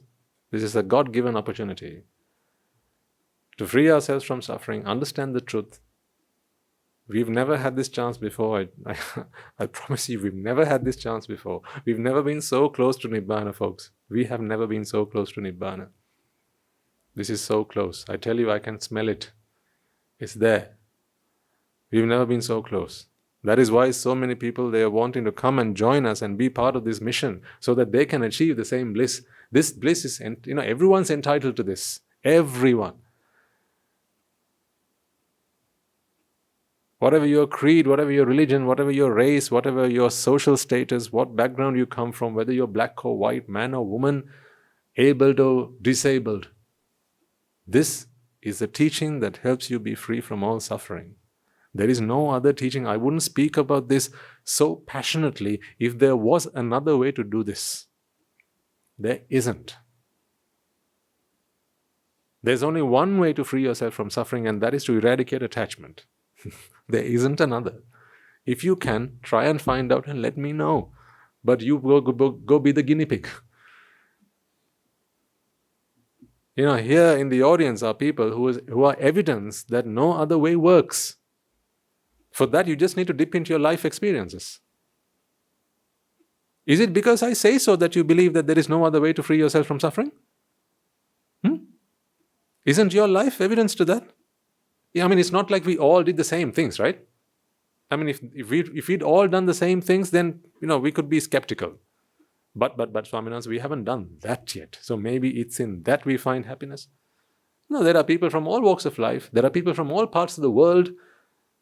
There are people who are mothers, who are yet to be mothers, who don't want to be mothers. They're all here.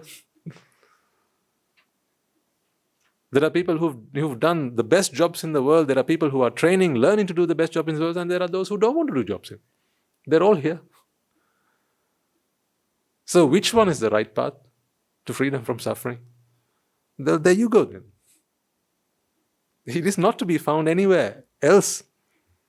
I wouldn't speak so positively and so passionately about the Buddha Sásana if there was another Sásana from which we could get this done. Honestly.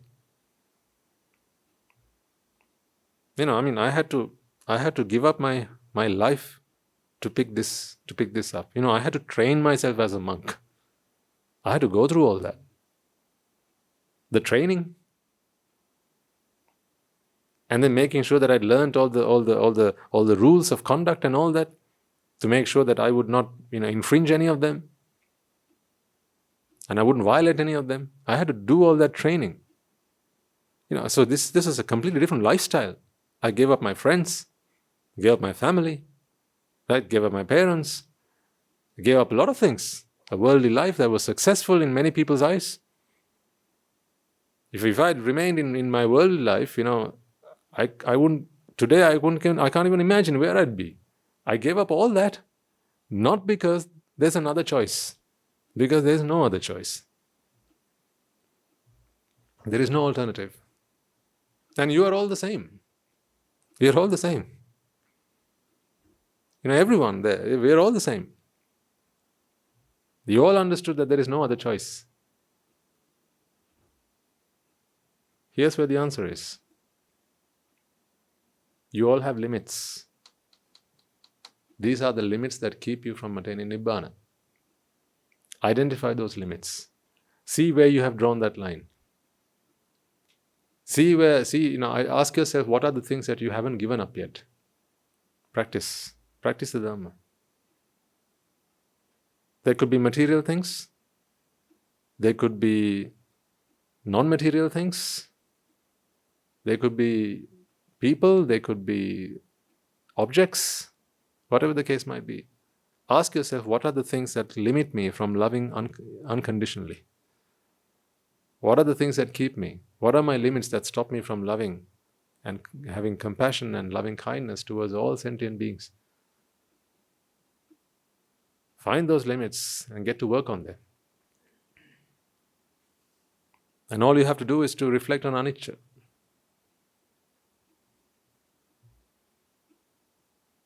Anicca will lead you to understand Dukka. Dukka will lead you to understand anatta. You can start with either one of them, or any one of them. Start with anicca, you can go to Dukka and anatta. You can start with Dukka and go to anicca and anatta. You can start with anatta and go to anicca and Dukka. Whatever works fine is fine. There is no hard and fast rule there. But as long as you've understood one way, then you needn't go and explore the other ways also, because we are here for a purpose, right? If you have one way to get across the stream, why go look for many more? You just need one way to get across the stream. If getting across the stream is what you want to do. So we all have now a way to get across. We just need to do that. So whatever you have understood in terms of Dhamma, it is high time we start practicing it, and it is very important that you keep continuing that practice, folks. This is very much doable.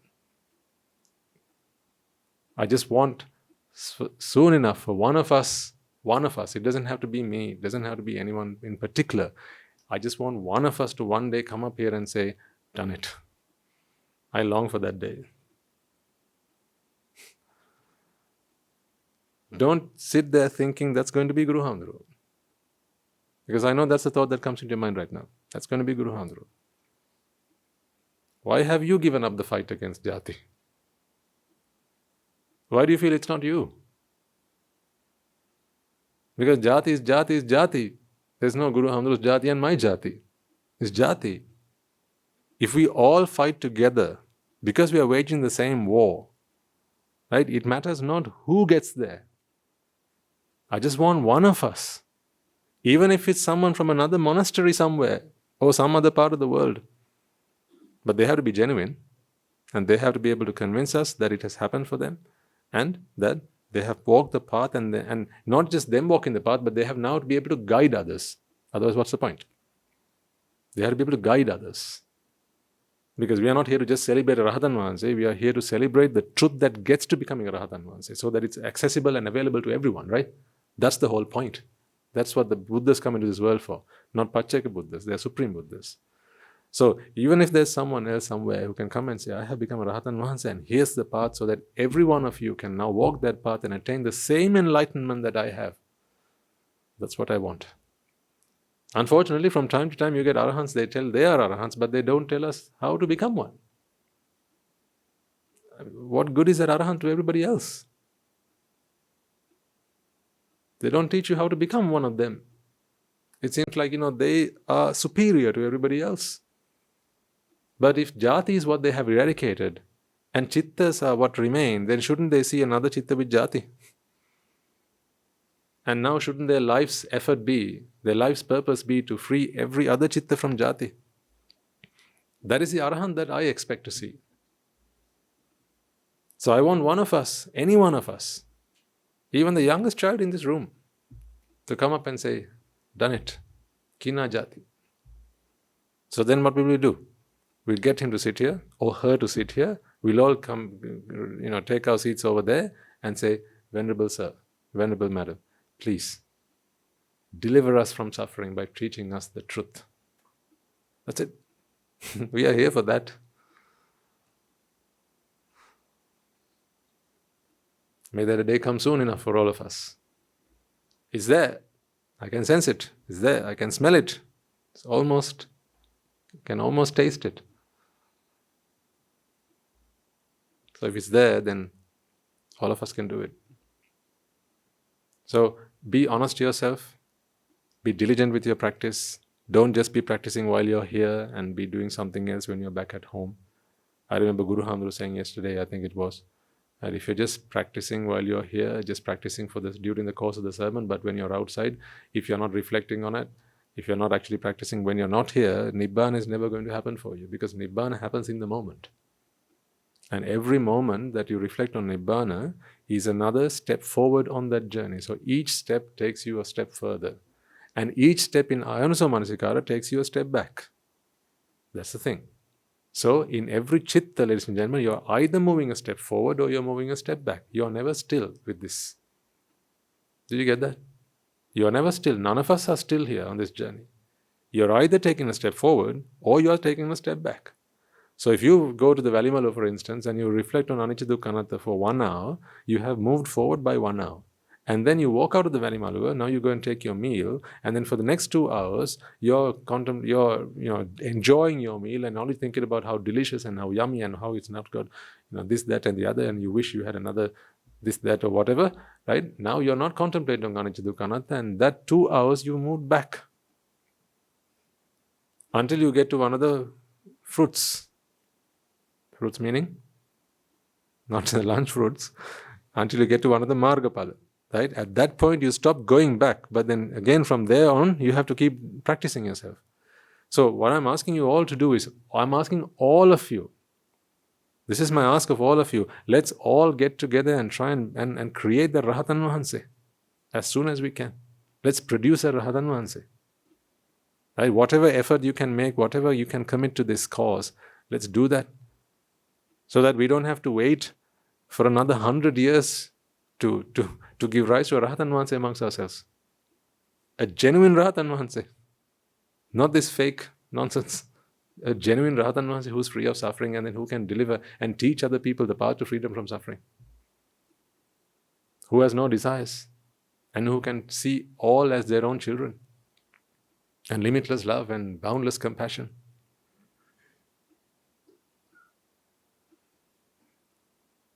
I tell you, why is it not a Sila Shravika Mahatmya? Who becomes that? Why not? Why is it not an Anagarika Mahatmya? Why not? Why not a Sila Vasi Mahatmya? Why not a Sila Shravaka? Why not a monk? Why not a devotee? Upasakas and Upasikas, why not? If this is all the Sásana is for everyone. But what matters is how diligently we practice. So on behalf of everyone, not just yourself, on behalf of everyone, stop wasting your time. Stop wasting your time on behalf of everyone, not just yours. Because we all need a Rahatan Mahansi. Once we have a few, you can go waste your time, it's fine, because now we have a few. But we don't have anyone yet. So we're all waiting for that first flower to blossom. And when the first flower blossoms, then the bees will come. And then they will start pollinating the whole forest. And then we'll have a forest full of blossomed flowers. And the whole forest will start to smell fragrant. But we need that first flower first. And where is that flower going to bloom? I'm trying my best. And I want each and every one of you to try your best.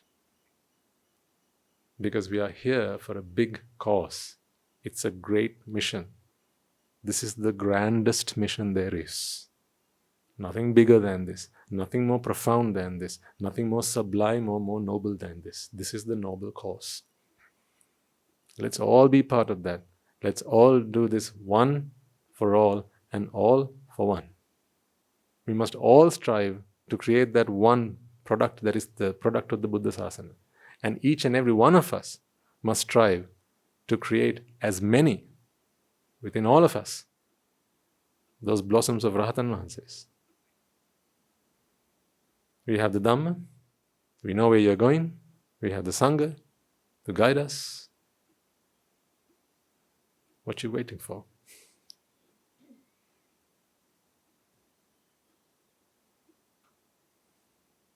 So let's get on it. Right, let's do a merit transfer and conclude for today. Let us all take a moment then to transfer all the merits that we have acquired in listening to the Dhamma, preaching the Dhamma, inviting the Swami Nuhansi to deliver the Dhamma, as well as creating a conducive environment so that many could come along and practice the path and achieve their salvation. First and foremost, let us remind ourselves how incredibly fortunate we are to be in the presence of the noble teaching, the teaching of the Buddha, that has been passed down to us through the generations of the noble lineage in the form of the Tripitaka, which is thankfully available to us today to study, understand and comprehend the Dhamma. Let us also transfer these merits to all members of the Mahasangha present throughout the world, including the chief prelates of all of the chapters who dedicated their lives to the noble path and have committed themselves towards the betterment of all sentient beings. Let us also transfer these merits to the monks and nuns resident in your local temples and nunneries who have always been by your side through thick and thin, come rain or shine. Let us also transfer these merits to my teacher, Guru Swami Nuhansi, as well as all the monks resident at the monastery and the Anagarika and Anagarika communities attached to the monastery. Let us also take a moment to transfer these merits to all those who make great efforts to disseminate the teachings of the Buddha, including those who make great efforts to transliterate these talks, sharing them out with others or invite others to join them. May they all rejoice in these merits. Let us transfer these merits to friends of the monastery, our devotees, who for the sake of merits to help them attain the supreme bliss of Nibbāna continue to sustain the Mahasangha. This includes everyone from those of you who provide the Mahasangha with shelter, arms, robes and medicines, as well as those who continue to extend their know-how and pass on their well wishes. May they all rejoice in these merits, and by the power of these merits, may they be healed of any physical and mental ailments and overcoming obstacles to their spiritual progress.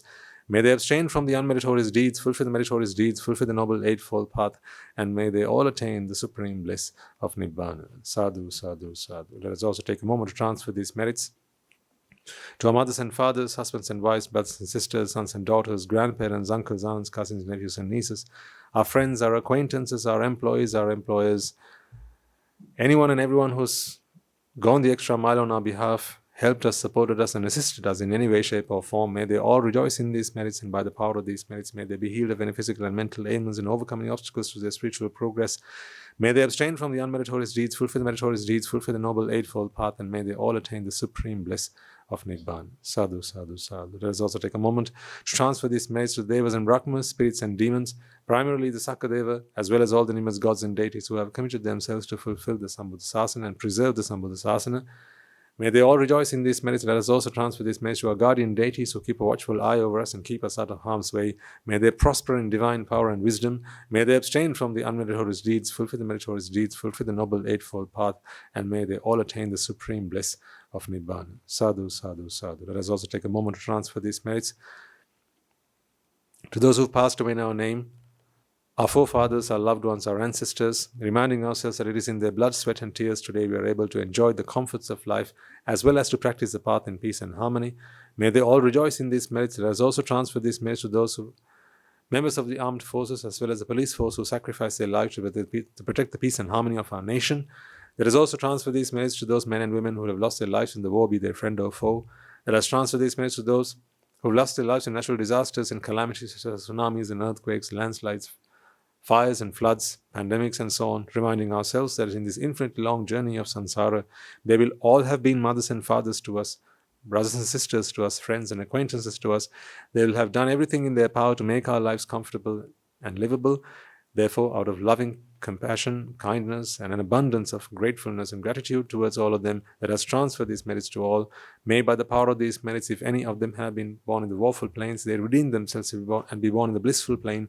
May they abstain from the unmeritorious deeds, fulfill the meritorious deeds, fulfill the noble eightfold path, and may they all attain the supreme bliss of Nibbāna. Sadhu, sadhu, sadhu. And finally, may by the power and blessings of all the merits we have acquired throughout the day, we be able to witness the advent of many hundreds of thousands of Arahants on this blessed land. And may you and I and everyone who's helped make this program a success become a Rahatan Vahanse or an Arahateranin Vahanse in this very life itself and in the era of the Gautama Supreme Buddha itself. Sadhu, sadhu, sadhu. May the blessings of the Noble Triple Gem be with you all. The members of the Mahasangha will transfer their blessings to you. Raga ginnen midatnva dvesha ginnen midatnva moha ginnen midatnva Nibbāna parama sukhayen Sukhita taravetnva Nibbāna parama sukhayen Sukhita taravetnva Mamada siyalu lóka siyalu satnvayo Nibbāna parama sukhayen Sukhita taravetnva Nibbāna parama sukhayen Sukhita taravetnva Nibbāna parama sukhayen Sukhita taravetnva Raga gini niveva Dvesha gini niveva Moha gini niveva Nivan sapa labeva Nivan sapa labeva Nivan sapa labeva Tunrange suvisi ananta mahaguna belen Silo loka silo satyam Nibbāna parama sukhayen Sukhita taravetva Sadhu, sadhu, sadhu.